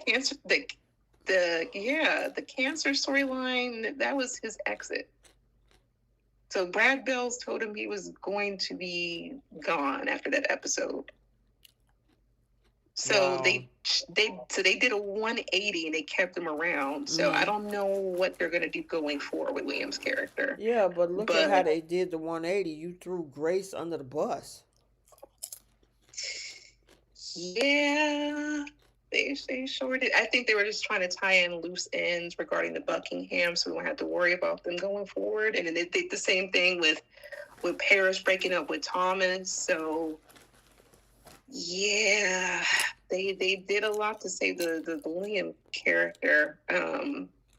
But I don't expect for Hope to be faithful. They completely changed that character after she got with Thomas, and it was for the better because it gave her a lot of dynamics that we've never seen with Hope. Mm-hmm. And I kind of want that back for that character. And and here's the thing, if they bring back Thomas full time, make him not chase after Hope. Let her Mm-hmm. do the chasing. Let her chase for that validation that she's definitely not going to get with Liam. That tension that she's not going to get with Liam. Let Well, him focus on business and let this girl chase after this man. Jenna said it would be nice if they bring someone new for Thomas. I would be all here for that. And there was this, but with the fall preview that someone from Daphne's past is supposed to come back. Mm-hmm. She was in Paris and Thomas was in Paris. What if they had like a hookup of some sort? I mean, Steffi's brother. Exactly. That would And be an interesting twist. yes, because we haven't seen who that man is, and he's in Paris, she's in Paris. You mean to tell me that they have Steffi in common? They've never had a conversation together. Girl, look, can you imagine them being off in a separate room or office and say, listen, you cannot tell anybody what happened in Paris? Mm-hmm. Exactly. So I don't no, I would be perfectly fine with that. I just don't want him to be chasing after Hope. Let that girl do the chasing. So if Mm-hmm. she's uncomfortable, that's on her. Because she let it be known that she loves Thomas. She cares about Thomas and she wants a future with Thomas. And Thomas did this and that. So what is she uncomfortable with? Right. And writers, producers, Belle, Casey, y'all are not going to make us forget about Soap. We can go back to season 36 on your guys' channel and watch that. We've Mm-hmm. seen it happen. Don't go back in history and turn uh, Thomas's character back and try to revert back like you guys tried to do with this whole Broken Ridge wedding.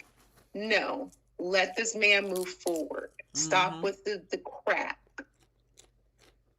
Yep. It's already enough that you guys dust off old seasons and try to turn them new again, like you guys did with season 36 to this season.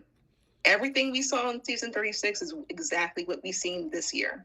Yeah. Everything. Oh, there's quite a few people in the chat, like Kaya 2006 said, I think Thomas would be the man from Daphne's past. Ramon 3121 was like, poor Carter, he'll lose another woman. Mm-hmm. Oh my god!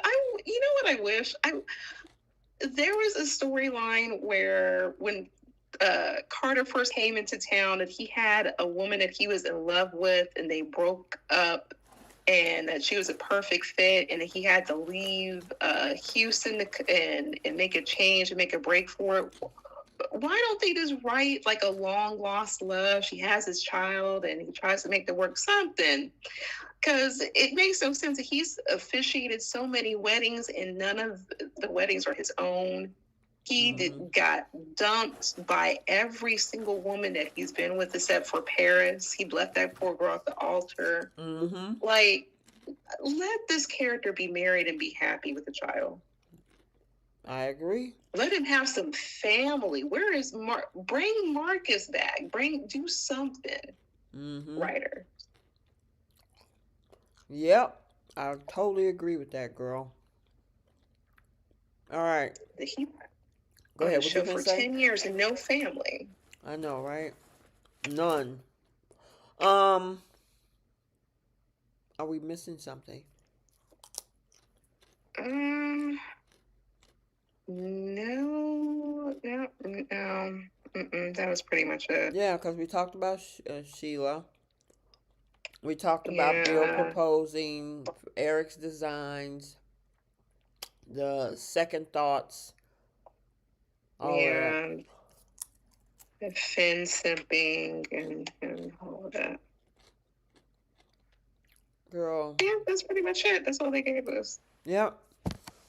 Okay. Moving on. Mm-hmm. To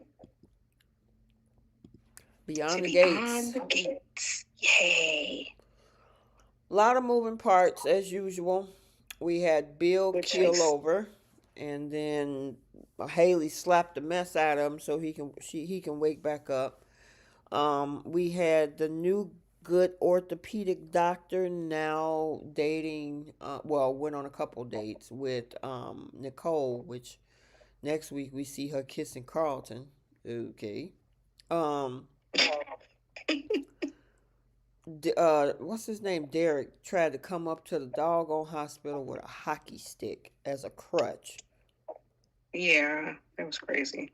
Malone and Leslie is a whole situation.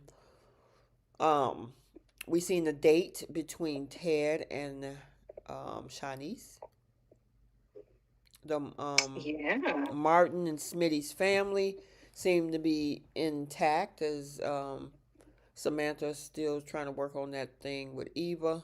We saw Eva and her mom trying to get some money too. Oh well, find a place, I should say. And what else? Oh, the earlier this week we had the end of the Winterfest and okay, so somebody brought something, and let's talk about that real quick. Mm-hmm. With Vernon and Sharon sneaking around. Okay. Yeah, we did talk about that. So there was some people, across soap social media, because folks are really holding out hope in the situation of Vernon not being a cheater. However, they were walking outside, where Leslie was listening, holding hands. You don't need to be holding hands if y'all working on a song. Right. It has nothing to do with your vocal cords. And on No. top of that, we were expecting this man to sing at Winterfest. Right. Mm-hmm. So if he doesn't sing a Christmas song or anything like that, and they still have this going on, oh, he's cheating for real. But it don't look good. Like, it didn't look good when he was meeting this woman in the hotel and he's leaving his cufflinks. Right. You not singing at the Oscars or the Grammys for you to be loosening up your cufflinks and leaving it at another woman's place Mm-hmm. like that. And on top of that, why are you sneaking around? Why don't you work with both Sharon and Tracy? Right.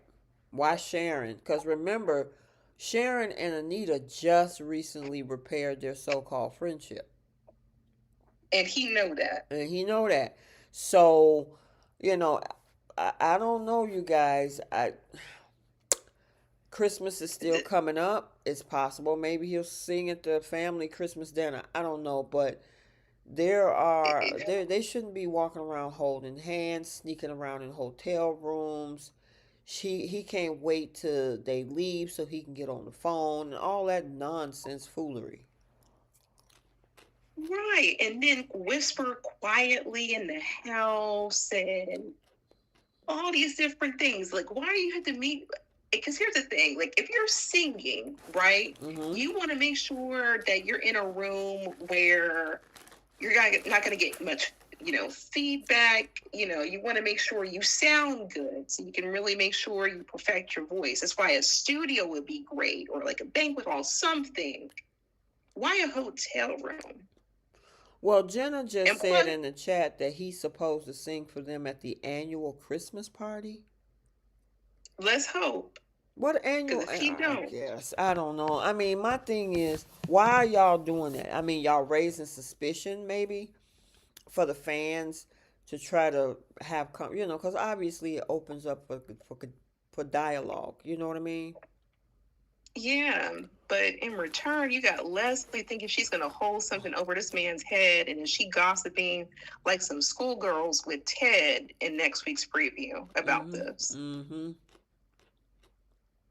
Like, it, Now here's this is Ted is gonna say something.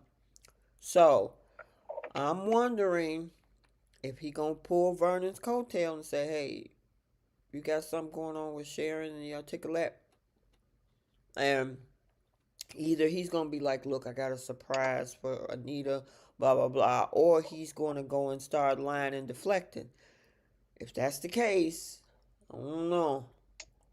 he don't owe Ted anything, because consider the source that he's getting this from. So if he's trusting Leslie's word about anything, Ted, well, we know Ted is an idiot, but like, you're gonna run this to Vernon, you're gonna put yourself deeper in a hole. You really, really, really not gonna get back with Nicole, because Well, now I you're think trying that to ship put. has sailed.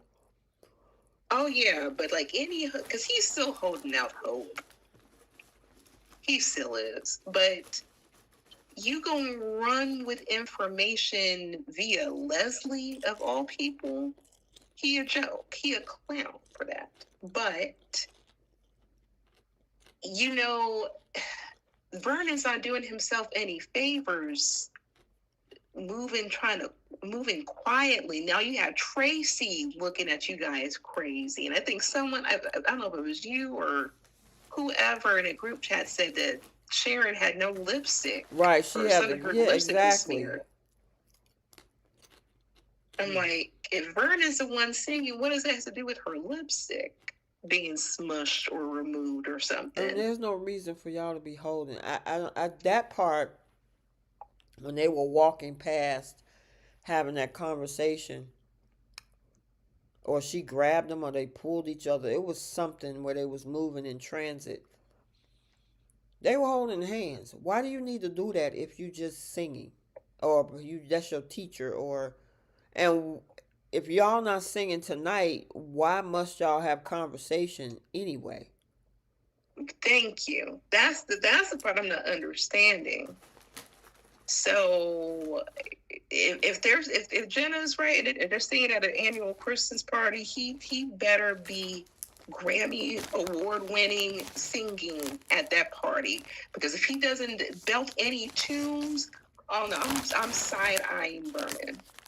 Well, somebody said if he is lying, he's the master manipulator snake because that looks bad. I mean, Oh yeah. Nicole got cheated on by Ted. Danny get cheated on by Bill, and now their mama get cheated on by their daddy. That is crazy balls. But it's a soap though. I mean, no Mm-hmm. one's gonna technically be faithful on the soap, and you know, Except for Finn. they it's I think eventually that time's going to come. It's just a matter of who's going to do it with him. I think it's going to be Bridget, but that's a whole other story. Um, but when it comes to Vernon, they hold him to a higher regard. Like, oh, he's never going to do that. He's so loyal and so devoted. But remember when I was saying in the beginning how it was always suspicious how this man, he can never take a meeting or a phone call in the house. He always has to leave. As big as that house is, Mm-hmm. he always has a meeting. Who was he meeting with? Girl, my thing is, like you say, there's places at the country club. Why are you up in that girl's room? Of all places. That is just not, even if it is, it's just not a good idea. And on top of that, you're with a singer, award winning singer, so she couldn't book studio time. Right. And she don't even That's a live here. right. She had a whole husband because she was part of the congregation at church. Mm-hmm. So where's your husband think you're at when you're sneaking off? Mm-hmm. So something that, Well, she got like an I said, easy if he, alibi. She'll be like, well, I'm going down to see my friend Anita. yeah, that's true. But if Vernon don't sing Rudolph the Red-Nosed Reindeer, It's over. 12 Days of Christmas, something, Silver Bells, something. If he ain't singing or belting a tune, yeah, I'm side-eyeing this man. He cheating. um, okay. Another storyline. Silent Night, something. You so crazy. Some type of Christmas tune. Right. Um, Another thing, and I wanted to touch on really quickly so we can get it out the way, is just this whole stupid storyline between Ashley and Derek. Oh, God. I mean, oh, we're friends. Oh, but by the way, I heard old girl hit on you. Why'd you have to bring that up? Because you Right. still have issues. That's why. She wants to deflect attention off of her for having feelings for Andre. She wants to like point it in Derek's direction, like, "Oh, you're moving on. Like you already met a girl. Like, what is she like?" That's what she's trying to do. Mm-hmm. She being messy.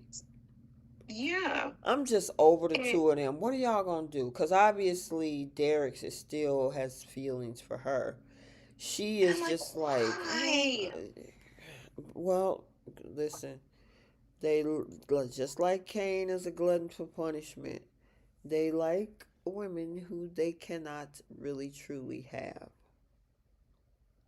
I guess. Good Lord. I mean, this girl's not even that special. She is just she is insufferable in a lot of different ways. And Andre dodged a bullet, but he might come back to that. But why do you want this woman was playing in your face? Right. She moved on from you. Did she see that you're injured and then admitted to her mom that she felt sorry for you and got back with you? And she Mm-hmm. was the one who proposed to you. knowing that she was interested in another man. Yep. Why are you going to play yourself like that? Exactly. But, he loves this. It's a challenge for him. I don't know. It's an interesting dynamic because what was that? Oh no, that was a different show. I was thinking Oh, about something. Yeah, because when you in a battle, an emotional battle over a relationship, and you're fighting and chasing and things like that, it tends to be some sort of an emotional adrenaline rush, or I don't know, some type of game that becomes in the situation. Whereas versus somebody like that woman, I mean, granted, it was fresh the same day, but granted, somebody who is coming to you correctly and saying, "Hey, I'm interested in you. How about let's get to know each other?" It's almost like how Daphne was approaching Carter at one point. He always loved chasing women that don't want nothing to do with him. But then Daphne is yeah, like, "I'm here, available, single, and free." And he's like, "Yeah, okay, well, let me have Hope kick me in the teeth first, and then I'll come and get you." yeah. So straight up clowns. Girl, That's what we can sum I've it all never to. understood. I've never understood that logic. Me either. And the thing is, they were all trying to sit around and say, like, oh, we're still friends. But you have Naomi, who needs to give Derek an apology for the way she blew up at this man, not once, but twice. But she doesn't see any fault of Ashley's at all. Yeah, And it she's seems one like of. that she only wants to really be Ashley's friend. I've She even. she Go ahead. I was gonna say she's become just as insufferable as Lily. I've even seen Ashley try to take. She even says some things that make it like she's trying to take accountability for what she did, and Naomi will be like, "But no, Derek is Derek is Derek is Derek is," and I'm like, "Let that girl recognize what she did, and you need to let Right. her own that. Don't enable her bad behavior." And I'm sorry, I'm gonna say it. Hey, and at this age, I really don't care. But that's the Go for thing it. that what you say, girl. Go for it.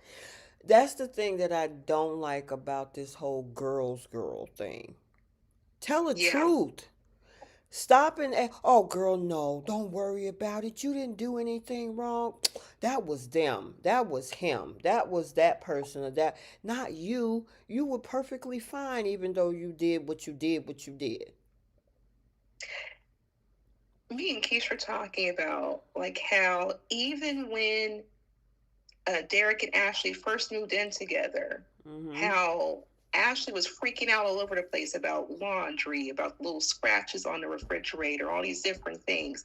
They put the blame on him. Naomi especially said, like, oh, you need to fix this. You need to step up and, make things right. And it was Ashley who was freaking out on him and making things difficult for this man.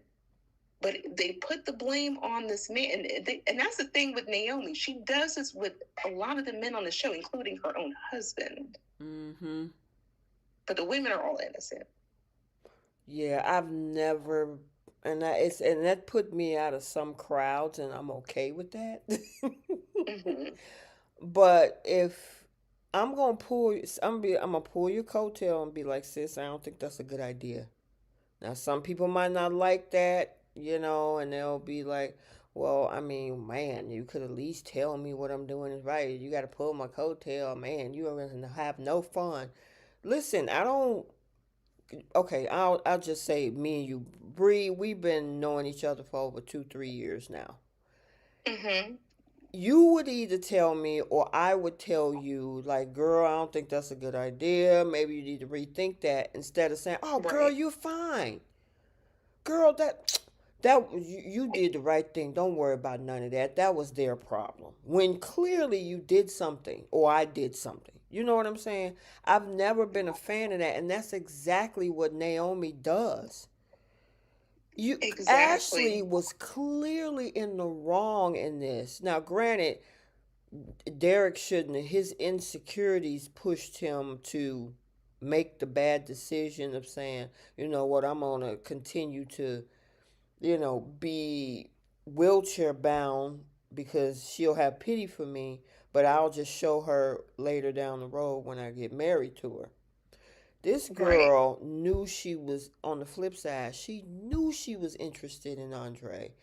Still decided to propose. She proposed to this man.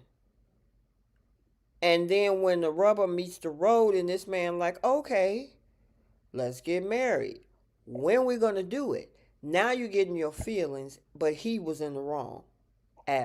Exactly. Naomi. And this is also the same Naomi who was okay with Ashley belting out her feelings for Andre while he was still married to her mother. Thank you. So it's okay, but once again, she team Ashley. If you team Ashley, be all the way over there with her because you have no respect for your mother. And Derek's supposed to be your friend, but you can't, have any apologies when it comes to him.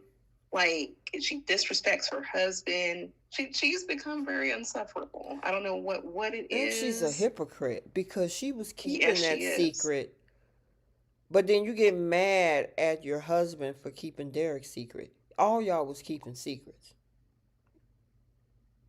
I mean, but she kept the secret about Haley faking her pregnancy from her daddy, but she wants to hold everybody else accountable. Mm-hmm.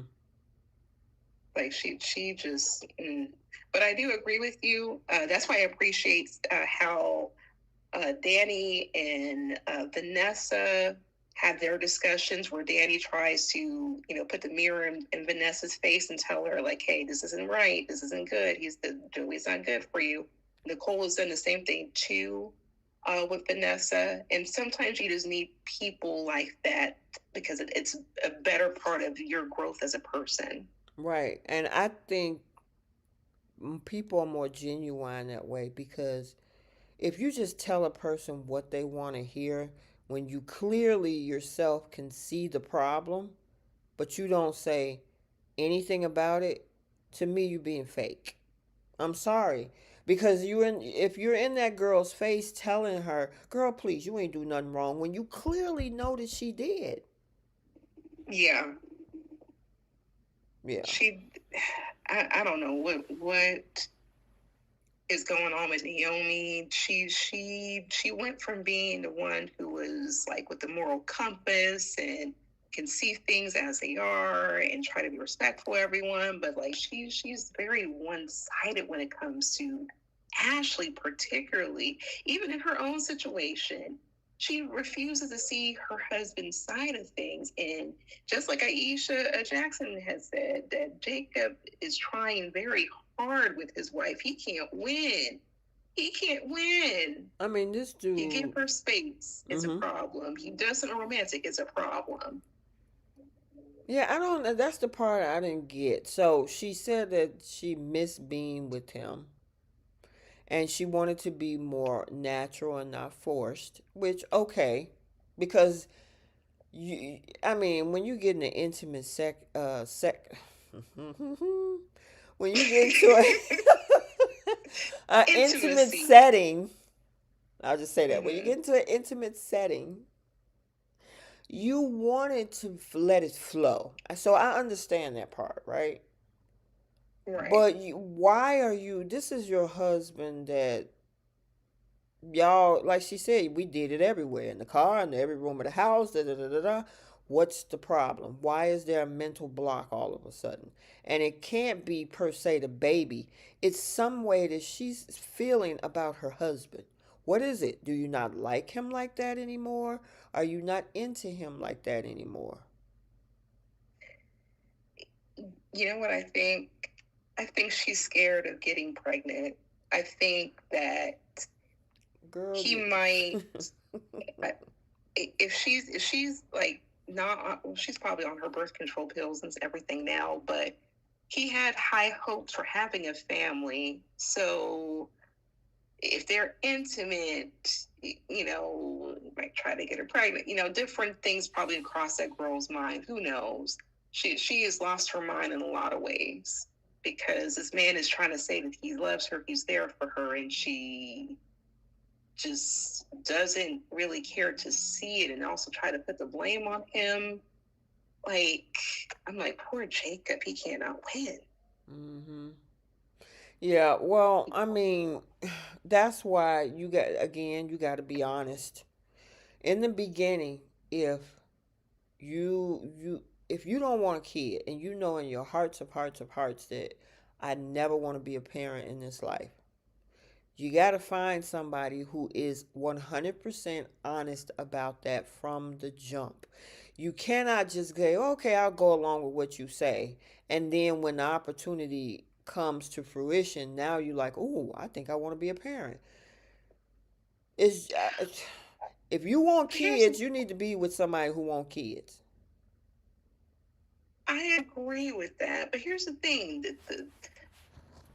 what's part of human nature is people change their mind. So he probably was okay with not having kids at first, but then here's a situation that completely changed his perspective, and he changed his mind. And she had to have known that while she's intimate with her husband, getting pregnant was a possibility, especially she's just on the pill. He didn't get a vasectomy. She didn't get, any procedures done to prevent that from happening. She's relying on a pill. So if you're intimate with your husband, that's a possibility that could happen. But I get, And I don't understand why she didn't take any precautions to prevent that if she's so gung ho on not being a mother. yeah, well, I mean, here's the thing, and I want to go back to something that you just said, which was the whole thing about changing the mind. The problem Mm-hmm. with that situation is that the two people become one in a marriage, right? Mm-hmm. That other person that's the other side of that marriage has to also want to change their mind too. And if the one is Mm-hmm. solid on that decision and the other one isn't, you're going to have a rift. Oh, absolutely. And just say, and I've seen this, I know one particular real life case of some one person wanted children, the other one was adamant about it.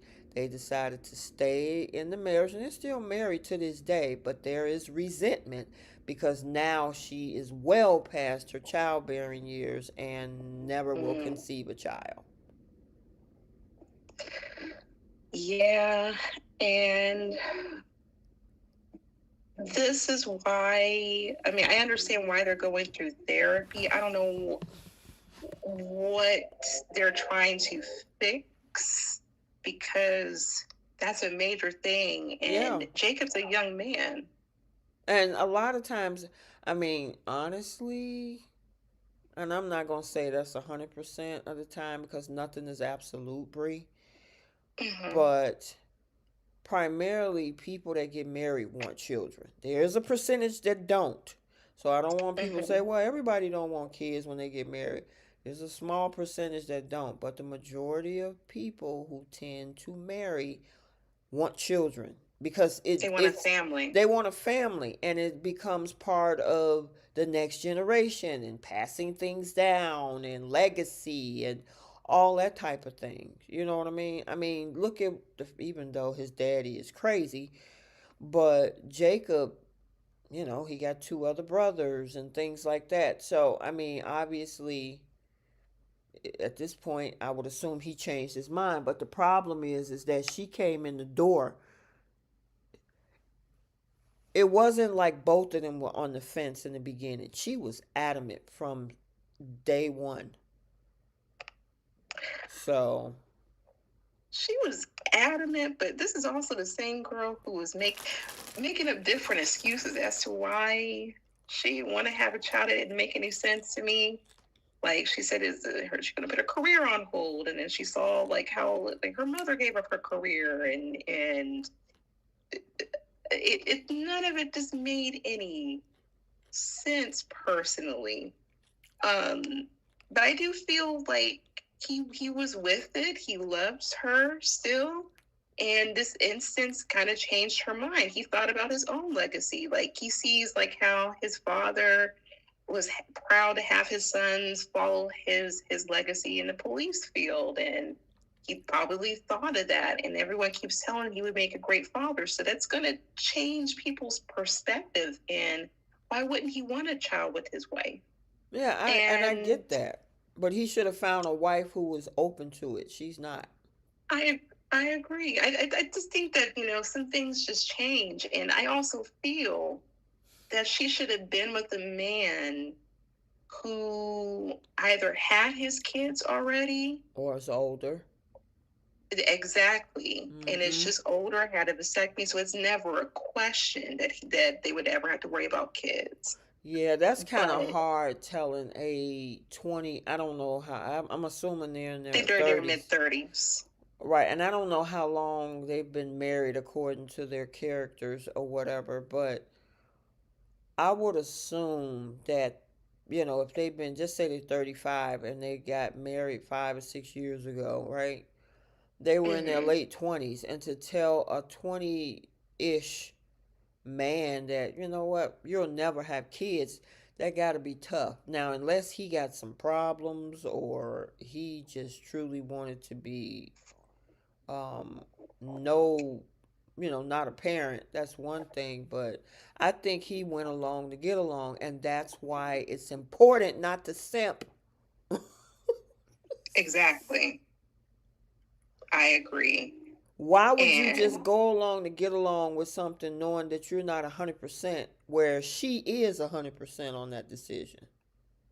because as a result, now you guys are trying to rekindle things in the hotel room. Everything's been awkward, Mm-hmm. and she's moving wonky, and now you guys are in therapy. And I don't want, and I'm not saying this that to say that the couples need to break up and everything, but this is a situation where it just doesn't make any sense for them to be together because he's not going to change his mind. He's still a young man.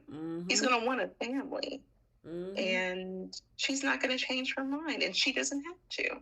It's Nope. just, some things just run its course Yeah. for you to, focus on what matters to you. Like some people get with people that leads to the next chapter of their lives. It happens. Right. Gotcha. So yeah. Yeah. All right. We talked about Ashley. We talked about Naomi. Bill and Mm-hmm. Haley. I'm like, Haley, do you want this man to live or not? I'm confused Well, now. she came back and said, because she realized that with him collapsing right locally, and especially since he had just left the doctor and he was perfectly fine, it would have raised Mm-hmm. suspicions, which is why she said, let me get this man out of this, get him up, get him out of the country. And if something bad happened to him over there, then it's a different story on how it's handled and all of that. But she's not smart because they do autopsies everywhere in the world. And Exactly. they got a rich family. And if they truly want to know what happened to Bill, now they claim it's undetectable. But she also put more than the usual dose. I knew she was gonna get impatient. Something told me. And this man passed out. And then when he woke back up, did it look like he was suspicious of her? Yeah, it did, because he looked over at the glass on the table and was like, and he looked at her, and I'm like, oh, maybe he'll be picking up on something. I think he has. Because even she was trying to get him to go out the country, he was able to pivot and trying to scramble. And I'm like, I think he picked up on something because she had that phone conversation while he was passed out. Mm-hmm. Something tells me he probably heard that conversation. He said something's off. Yeah. Mm-hmm. I Like, agree with you. because the way Bill was moving, like, I don't know. Because he's not a dumb man. So maybe he's trying to catch her, but I think he heard that conversation very clearly. If she was That's loud what enough. I thought. I thought that too, girl.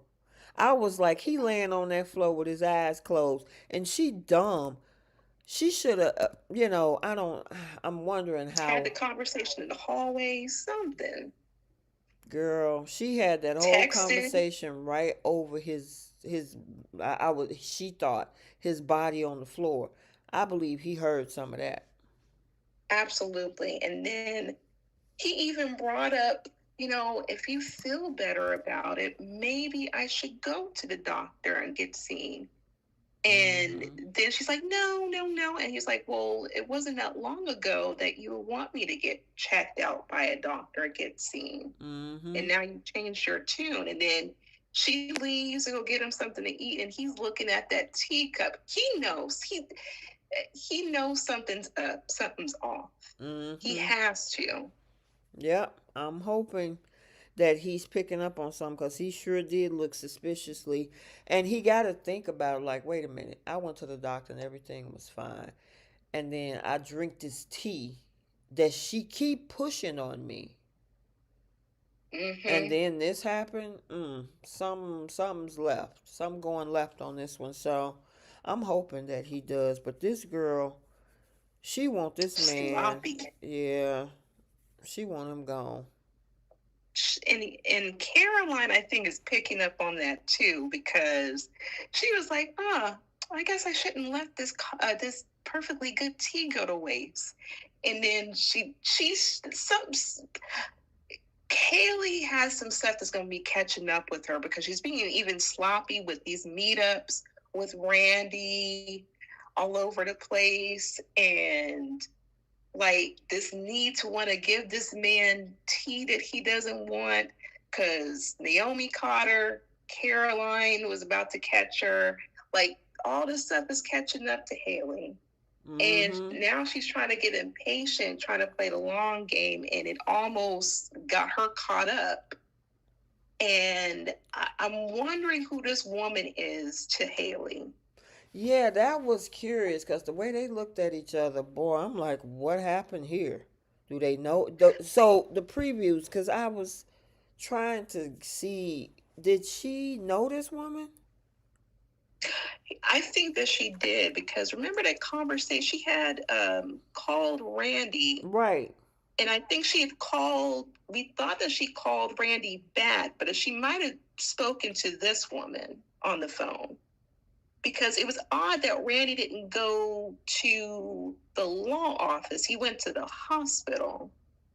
So when Haley called whoever the second time, it wasn't Randy. It had to be this woman. Mm-hmm. So maybe she's her sister I don't know. It's because going to they be they looked interesting, like they girl. knew each other. Right. It's going to be very, very interesting. They definitely like they Mm-mm-mm. did.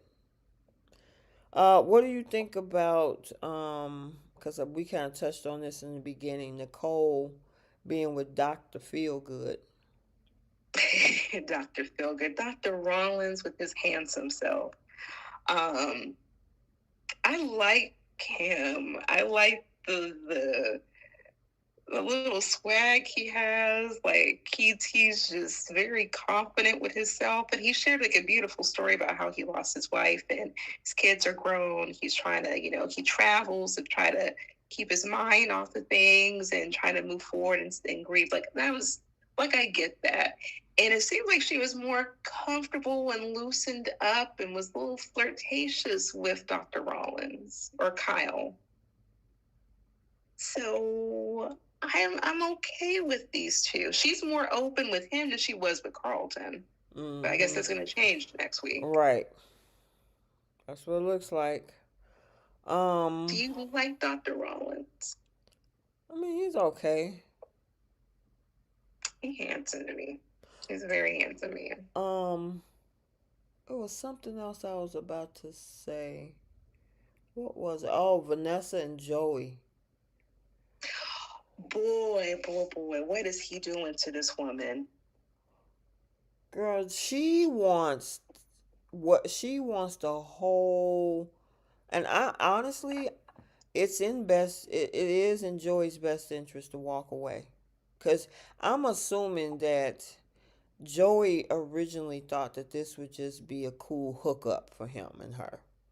He probably figured that with losing her husband, she's not going to be ready to jump into anything, and he would be cool with her, well, obviously working the other side of the business with the escorts, but also, she would be kind of hands off and they just hang out. Yeah, not Vanessa. Vanessa wants the whole pie. She wants the man to be seen with in public. She wants a long term commitment. He's already staying at the house, and this dude is like, you know what?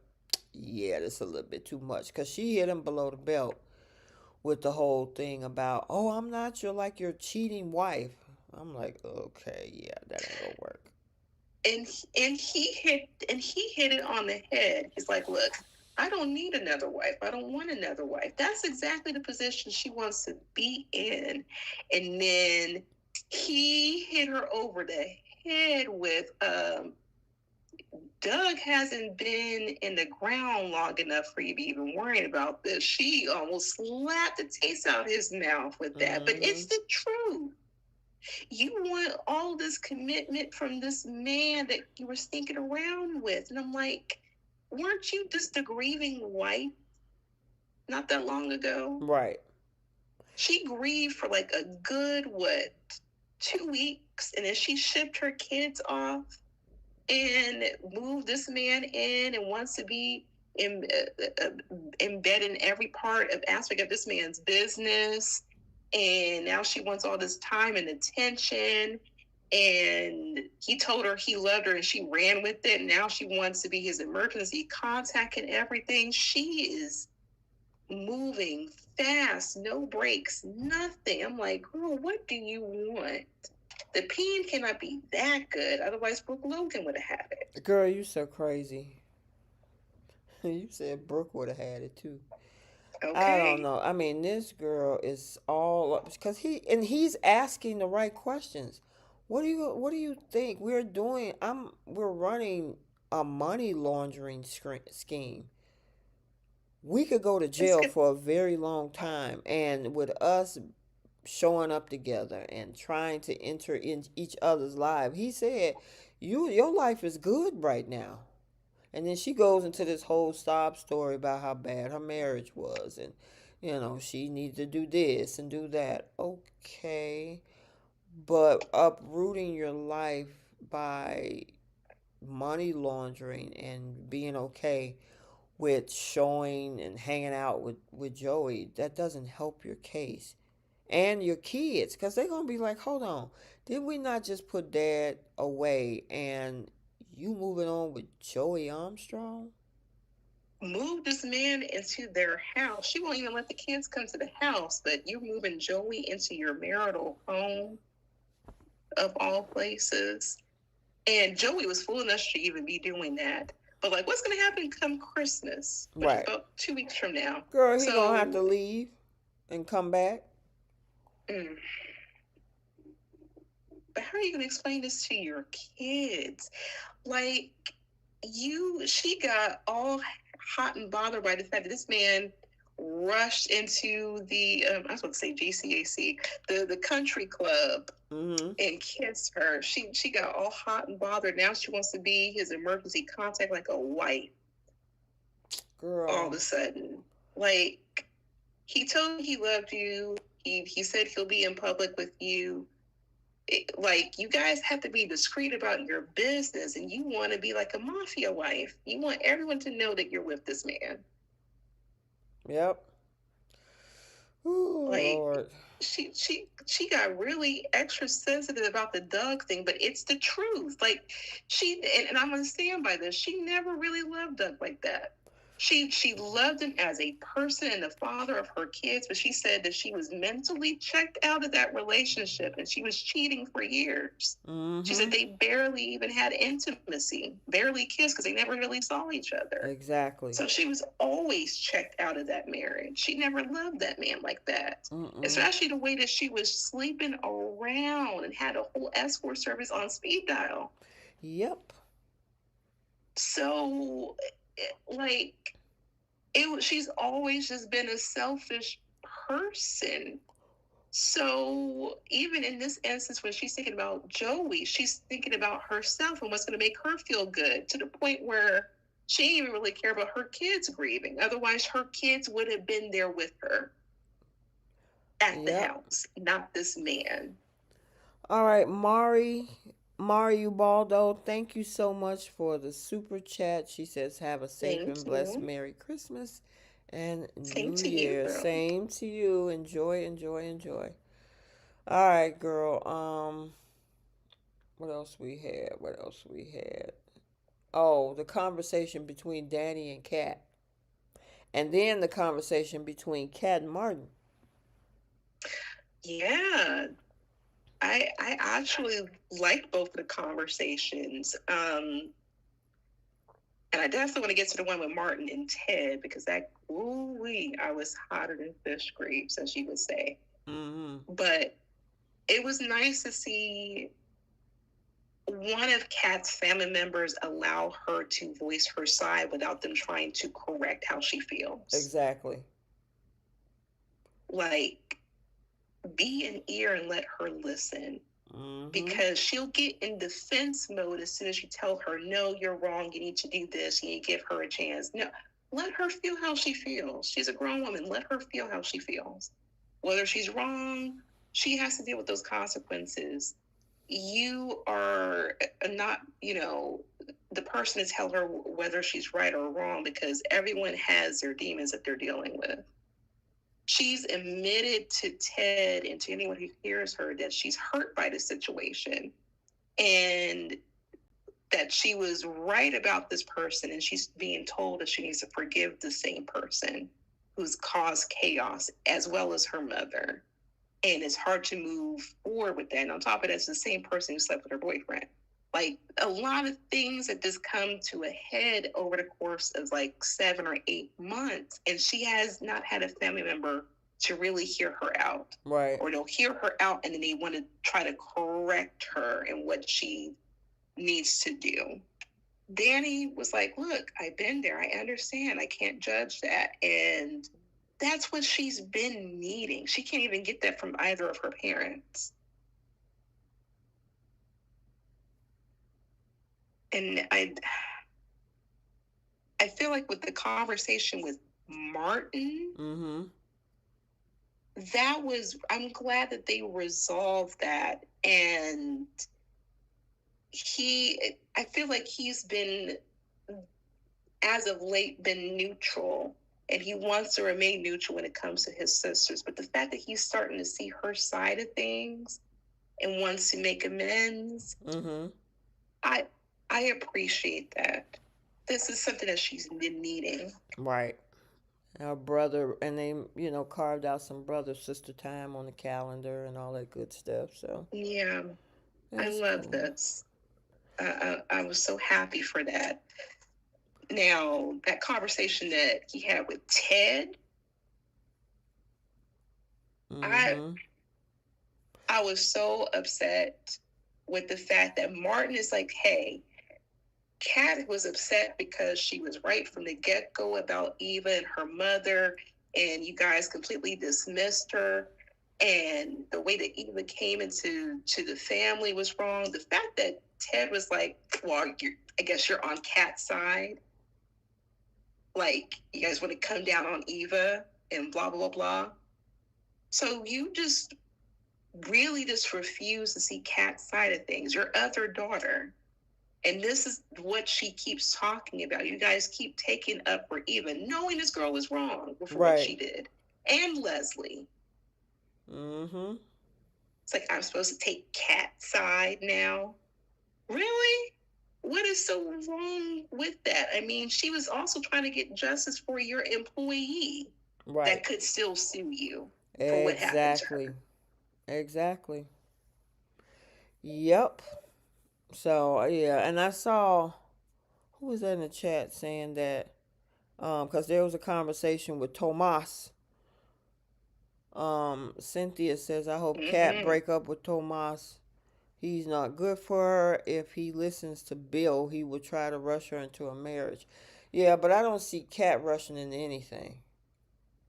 Now, I do think she's still hanging around, Tomas, but uh what's that girl named Chelsea had a good point. She was like, okay, you forgiven Tomas, but and I'm not saying that she should, but the fact of the matter is like, and I think I said this a few weeks back, maybe a couple months ago when it happened.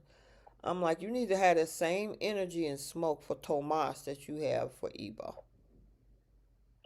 Right. I do agree with that. And maybe it's just a different dynamic because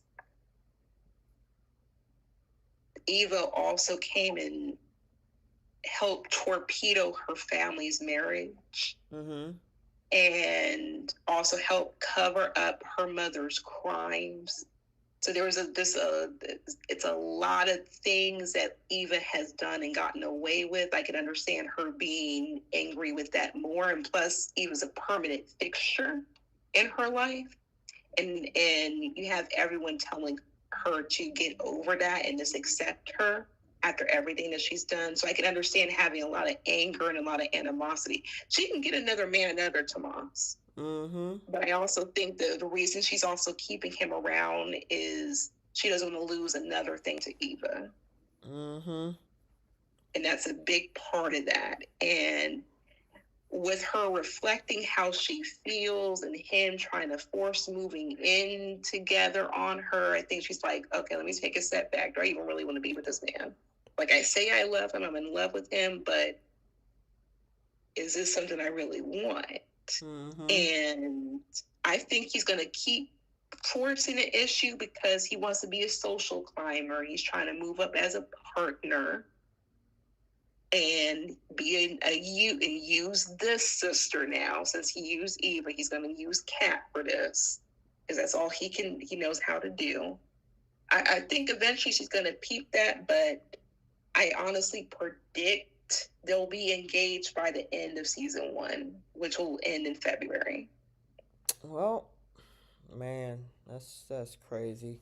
I hope Mhm. Kat is just like, nah, I'm good, or something comes out, or she overhears a conversation with Bill and Tomas or something at the club, or somebody does, and get back to her like, listen, he's trying to move his career up by marrying you, because he wasn't thinking about marrying that girl, and just with that conversation Tomas had with Eva when they talking about the new book and all that kind of stuff. That's why Bill was like, that didn't look like some friendly conversation, because it Yeah. wasn't.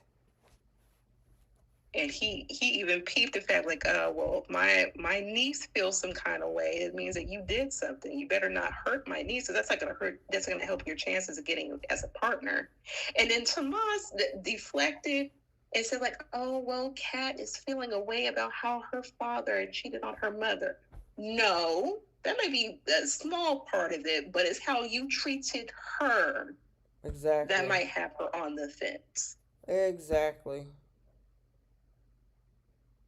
Oh, I want a new man for Cat. Please, God, please. Mm-hmm. You're so crazy. Say, oh my God, please, please. I cannot stand this. Like, if Cat was my baby sister, I would not want this for her at all. Me And either. that's how I'm looking at it as a viewer. Like, no. Yep. So, in other news, Samantha got her phone back, which okay, and then the um Martin and Smitty and the kids had a good evening that they were happy about, especially with her having a Mm-hmm. house full of books trying to figure out that free clinic situation. Um, That's a good thing for her, though. yeah, it is. I she took her mind off of the boys, and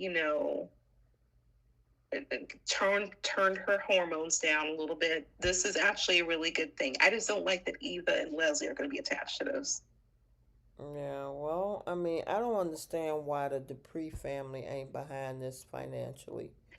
That's why Thank I didn't you. write. Why didn't they write that? But obviously, they're trying to ingratiate these two characters into this. I And it didn't mean, make go ahead. doesn't make any sense, especially since her grandparents are medical professionals. They would have knew about, especially since her granddad owns a practice. He would have knew about all the legalities you have to go through, where to get the funding.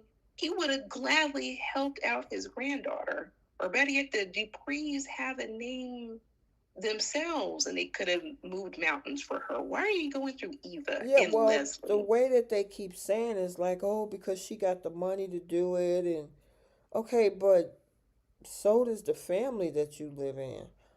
I didn't understand that part. Why are we going down this road unless it's to bring more dialogue to the Leslie and Eva character? That's all this is. Because there's no way Yeah, your family, your grandparents are filthy rich living behind the gates. And you can't go to them and say, I want to set up a free clinic? yeah. They would have gladly helped her, especially Nicole, especially as philanthropic as Nicole is. Well, the thing She is, would have like you just said, Bree, Ted is a doctor. Nicole is a physician in the mental health field. a You, psychiatrist. yeah, she's a psychiatrist. So you mean to tell me none of those two that you don't go to them? I don't. Exactly, but That don't make sense. But okay. at all. And I'm like, they would have pointed her in the right direction, especially since uh, Ted has had a practice for however many years. That's your He know granddaddy. about the zoning, the licensing, everything. Yep. But you go ask Eva for the. Go ask your mother. The dreaded Leslie. What's her last name? Thomas. Yeah, Leslie Thomas. Go ask her to see if she would help you get the money to open up a free clinic when you got doctors and money in your family. Okay. They would have gladly have done this. Yeah, that's a piece of dialogue that didn't make sense, only to just give more dialogue to Eva and Leslie. And I agree with Keish because we were like, they're about to make this all about Eva and Leslie trying to right or wrong. Because we saw that conversation with Eva and Laura that irked me. Yeah, because she tried, I mean, it seemed a little well, she was trying to say, oh my God, I mean, I hate that this happened to you. And I'm like, girl, you know your mama did this to her. Exactly. You know she did She it. she's like, I'm sorry this happened to you, but my mama changed. Like she's trying to do the right thing, and like just because she comes at you and tries to poke at you doesn't mean she's gonna do anything. Like what? She Cause she, already did something twice. yeah, she covered for her mom. Exactly. That girl said she lost a couple of months of her life that didn't need to happen. So you can insert yourself into breaking up that man's family. Mm-hmm. Well, Nicole's family, because her whole rule blew up. I don't care about Ted, but like still, you know your mom is poking at her, and you still gonna take up for your mom, and then also in the same breath make it about yourself, Right. saying like, I don't feel good about breaking up Ted and Nicole's marriage, but in return, I get to have my dad, and we go to Winterfest, and we have this time together, and blah blah blah. I'm like, what does that have to do with Laura? Exactly. She's telling you about your mother and how she's getting anxiety about what your mother is continuing to do. And then you go to speak with Leslie, and Leslie don't care that she almost unalived that girl twice. She Nope. just slipping on her champagne like it's nothing, Yep. You're absolutely correct, girl. Absolutely correct. saying that she's changed. Where? You said where? Where? She changed her wigs. Uh, like Jordan. Okay? Mm-hmm. That's as much as she's changed. All right. What else we got? Did we cover everything? We covered everything. Uh, Leslie and Malone, Mm, I think is the last thing. yeah. I Well, do you think she's truly? And I did hear her tell Eva, we need a police officer on our side, but at the same time, it's getting back to her that the only reason he was there was to keep an eye on Leslie for the Duprees.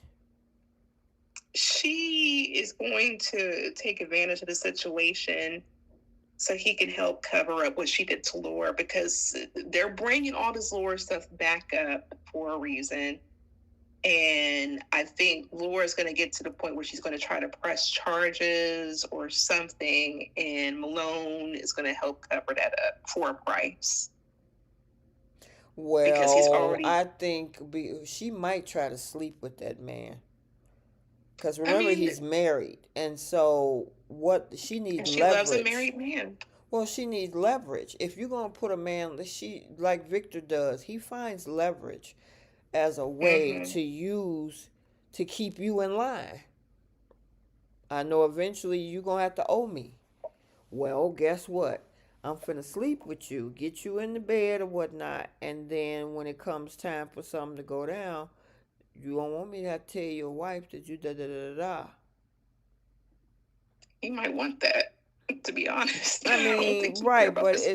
in order for the two to contrast against each other, I think that's Right. you know what I mean. So Mm-hmm. yeah, but I honestly was liking the flirt, not the flirtation because he's a married man, but her running behind Ted was just getting tired. Mm-hmm. She still is. She's toned it down, but she Yeah, still she is. toned it down, and that's why I was like, if they're gonna bring somebody else on for her, okay, fine, but this whole thing with her falling all over the place over Ted, it was just getting old. Right. Really quickly too. Mm-hmm. So, But she loves a married man. She's a forever side chick. yeah, girl. It's the only position she knows. Yep, that Because is even true. when didn't she say she was a side chick when Peaches was married to her husband? Yep, So it's all she knows. It's her default in life. yep. All right, girl. I think we covered everything now, right? Yeah. Okay. Cool, cool, cool. All right, so let's go to our final segments. Flip the script. Who's taking several seats? Star of the week, pickle of the week, Simple Olympics, and the Lily Winters Award. Duh. All right, so for Young and the Restless, what you flipping? I would have flipped. I'm really trying to think. So writing was just trash and to begin with. I would have loved for Nick and Sharon to not have Sienna on the property. They got her one of those shady hotels where Sharon was having her dizzy spells. Put her there in away from the household where Matt can come and attack any of their other family members, Mm-hmm. and let Noah stay over there too, since that's the love of his life now. Yeah, I wish that, or and maybe it'll still happen. I wish Allie would come back and bust both of them. Yep. Cause ain't nobody telling her nothing. And I think I heard you say this in the group chat is that when he was at the hospital to call Allie, they didn't want to. His parents or something. Yep. And I'm like, why wouldn't you? And I mean, obviously, they didn't even know when he was in a coma. They didn't know that him and Sienna was even in a relationship. So why not call Allie? Exactly. They try to reach out to see what would happen, but they never gave this girl an update. As Mm-hmm. far as as far as she knows, he's still in the hospital. Which is crazy to me. And that's why I Yeah. hope that because that's Jack's granddaughter. Mm-hmm. I mean, he got here from way Monday episode sound. He gonna have a lot to deal with, but still, you need to get at Noah for that. Cause how you gonna leave that girl up there, not say Or anything, and move on with a married man who her husband is a married woman where her husband is crazy. and isn't she Kyle's niece? Yes, cause And what's the guy? so What's Claire the guy name? The son. starts with an H too. I can't think of it. Oh my He God. had passed away. Right.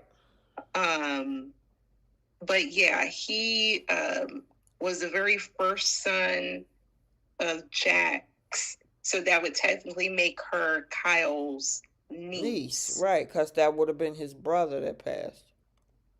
Yeah.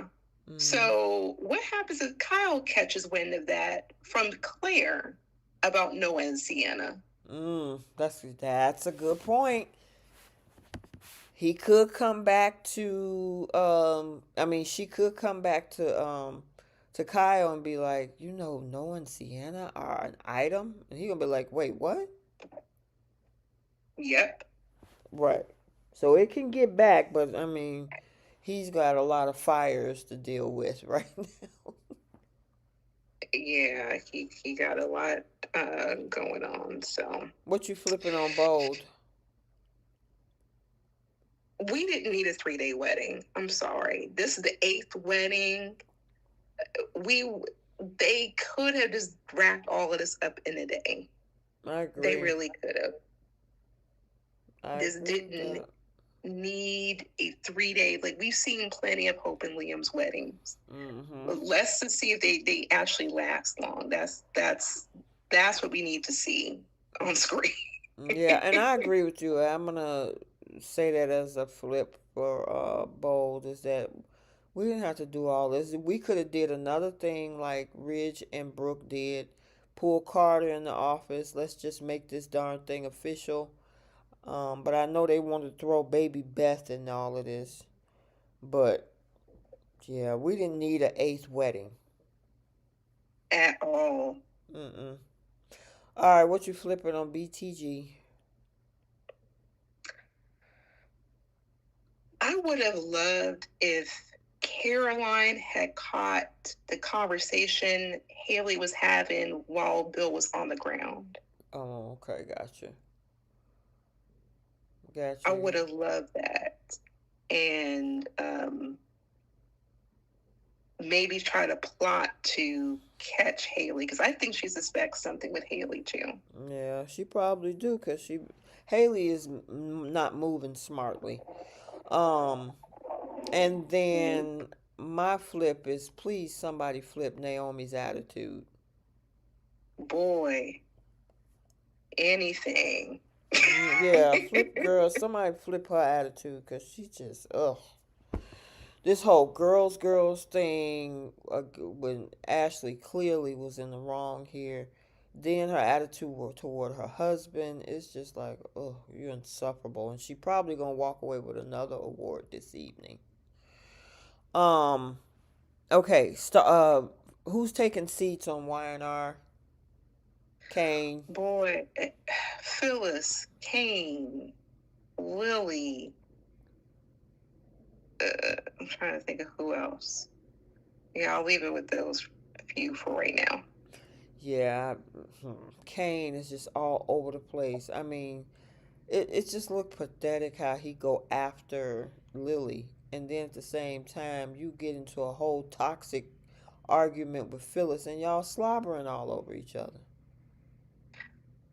Wait till you see Monday's episode. The way this man was running around, and also Nate. Okay. He's so happy to be back in the Newman fold. You'll see. Oh my goodness, that dude there. That's why I couldn't take him seriously yelling at Audra last week and pretty much this whole scenario about her colluding with Victor to take down Kyle when you jump right back into the Newman family. I That's the biggest thing that I have an issue with is, and some of these characters, is hypocrisy. It's like, how you gonna tell somebody about working with Victor when you about to dive head first and hit the bottom of the pool, and Mm-hmm. at the bottom of the pool it has the big word Newman imprinted on it. He said that he was thrilled to make things work with Victor again. You'll see. Oh Lord Jesus, To help make me. amends. Boy, when I tell you it was a clown show at GCAC Oh between girl, Kane and Nate, please, I can't wait to see it. uh, I was so mad. And the boy and Allie's dad's name is Chemo. I just looked that up. Chemo. Okay, got you. Who passed away? Okay. All right, who taking seats on bold? Ridge with his flip flopping self. You knew you were in the wrong and you still did it. Now you're trying to backtrack. No, you can keep that to yourself. And I'm glad Eric said no. You guys can have the company since you want to run it so badly. Exactly. Um, let's see. Who am I gonna give a seat on? Oh, let me plug up my. Hold on 1 second. Um, I don't know. I think I'm just gonna get this whole wedding a seat. We just didn't need it. Yeah. Everybody, yeah, well, what are we doing this for? Y'all act like this the Uh, first time they got married. No. it's the fourth marriage, eighth wedding. Yep. We get the gist. I wouldn't even get them any wedding gifts, to be honest. Yeah, don't you got some from a few years ago? You still Right. got that Like I did toaster on my your counter. part. Look, girl, you still got that toaster on your counter from the last wedding. Like, you're good. Mm-hmm. You're good. You're in the Spencer house. You don't need any wedding gifts, a blender. We know Hope don't cook or nothing, so we good. All right, who taking seats on BTG? Naomi. Yeah, Randy and Haley are gonna have to take a seat. Like, you guys are making things obvious with these meetups, because even Joey was looking at Randy crazy. Like, Mm. oh, tell Mrs. Hamilton I said hi. Like, y'all look so foolish. Why I are you know, meeting up right? like this? Yep. Y'all can't text off Mm-hmm. of a burner phone or something? Yeah, that's crazy. They just all, and I think Bill, like you said, I honestly think Bill heard her while he was laying on that floor. Mm-hmm. All I, right. I want that to blow up in her face. And Vanessa can take a seat too. Yeah. Oof. She need to take a seat on a block of ice. For real. Boy, Cool calm down, yourself girl. down. Calm down. Boy, it's not that deep. Or maybe Exactly. he is. But Joey, you so silly. But Joey is like, yeah, you doing too much. I'm out. So, star of the Yeah, week, YNR. um, I'm gonna, that's it. I'm gonna give it to Christian LeBlanc and Tracy Tracy Bragg. Bergman. Yeah, for their 20 years.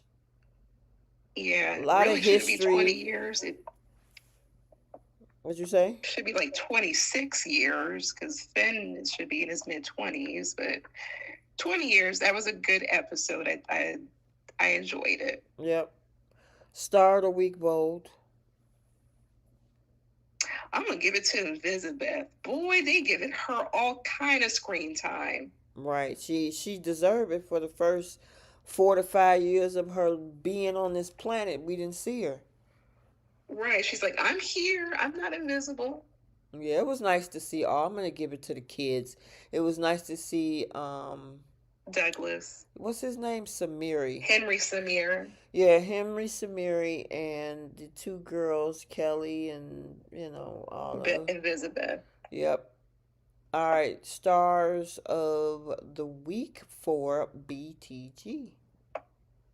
Ooh, man. I'm gonna give it to Colby Muhammad, who plays Cat. I also give it to Shanice as well. They had some really good scenes. Yep, I agree. I'm gonna give it as much as she was annoying. She did a good job at it. The woman that plays Vanessa. Yes, she's been really killing it. I love me some Vanessa, as messy as she is. Mm-hmm. Yeah. So I'll give it We to love her. Nessa. Pickle of the week, Weinar. This Noah. AI software is a pickle. I'm sorry. Noah gets it from. He was just like, ugh. Well, Oh I think it's a yeah, tie Noah and Kane because all that begging and witty talking with Lily and stuff. It was yeah, annoying. yeah. You can give them both a pickle. I agree with both of And those. Noah, what this girl done did to you? He wearing a whole clown suit on this show right now. Nose Oh and man, all. This is straight up clown. You just go from a coma. I know, right? He's And it's crazy. one thing if Nick is making sense of this. When is he ever? Mm-hmm. Yep, I agree. Pickle on a bold. Um,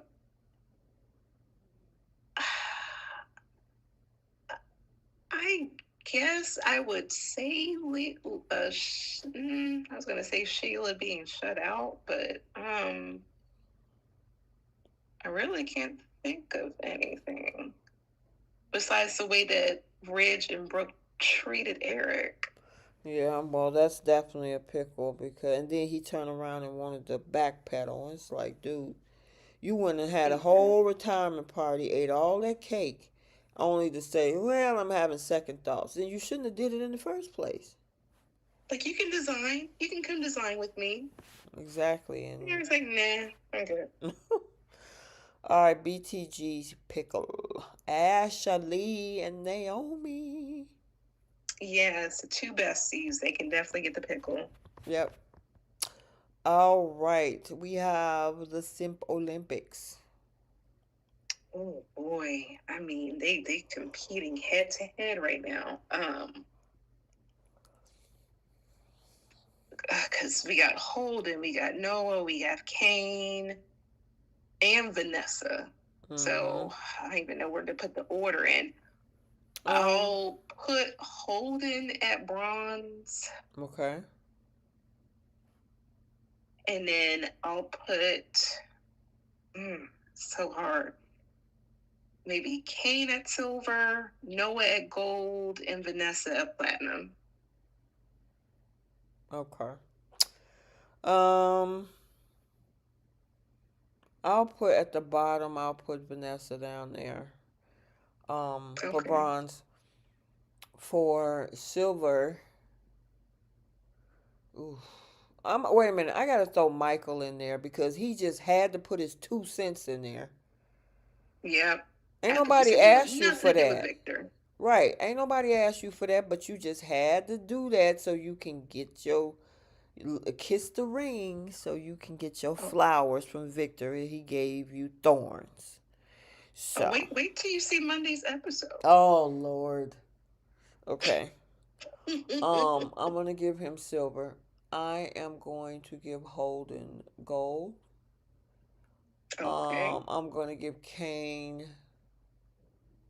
platinum, and I'll give the cosmic to Noah because he is just you got a whole woman on the other side of the planet that's thinking she's in a relationship A while you running up relationship. behind while you running up behind a married woman Yes. and you in love with her and after what for 5 months. It's like, dude, No, are no, you a few months because he known Mitch back in London 5 months ago. So he oh didn't go back to LA until 3, girl. but they're in love with each other. Yeah, and you willing to go wherever. You done brought that girl back to the house knowing that this man gonna come looking for her. Then when she threatened to leave, you wanna go with her. It's like, dude, if you don't sit down somewhere. So yes, Yeah. he get cosmic this week because he just a mere. I feel sorry for Allie. She about to get her heart shattered into 10,000 pieces. And I'm like, let's go ahead and bring this girl on screen. Like, I hate when they talk about people off screen, like Lily's kids. Like, if they're Right. not going to show up, then why bring them up in the first place? Exactly.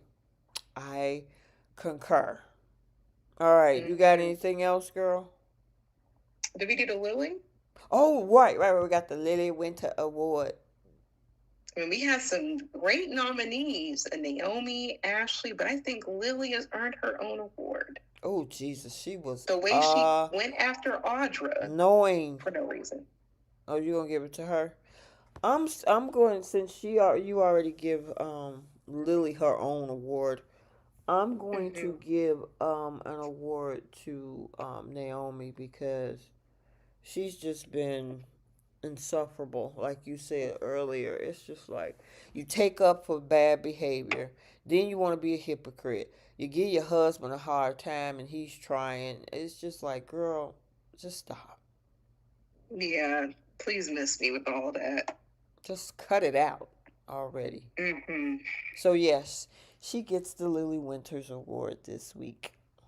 Yep. All right, that is all, you guys. Have an amazing weekend. I'm looking forward to seeing the Young and the Restless episode for Monday the 15th. Yep. Look Please let me like, know what you think of that. yeah, I will do.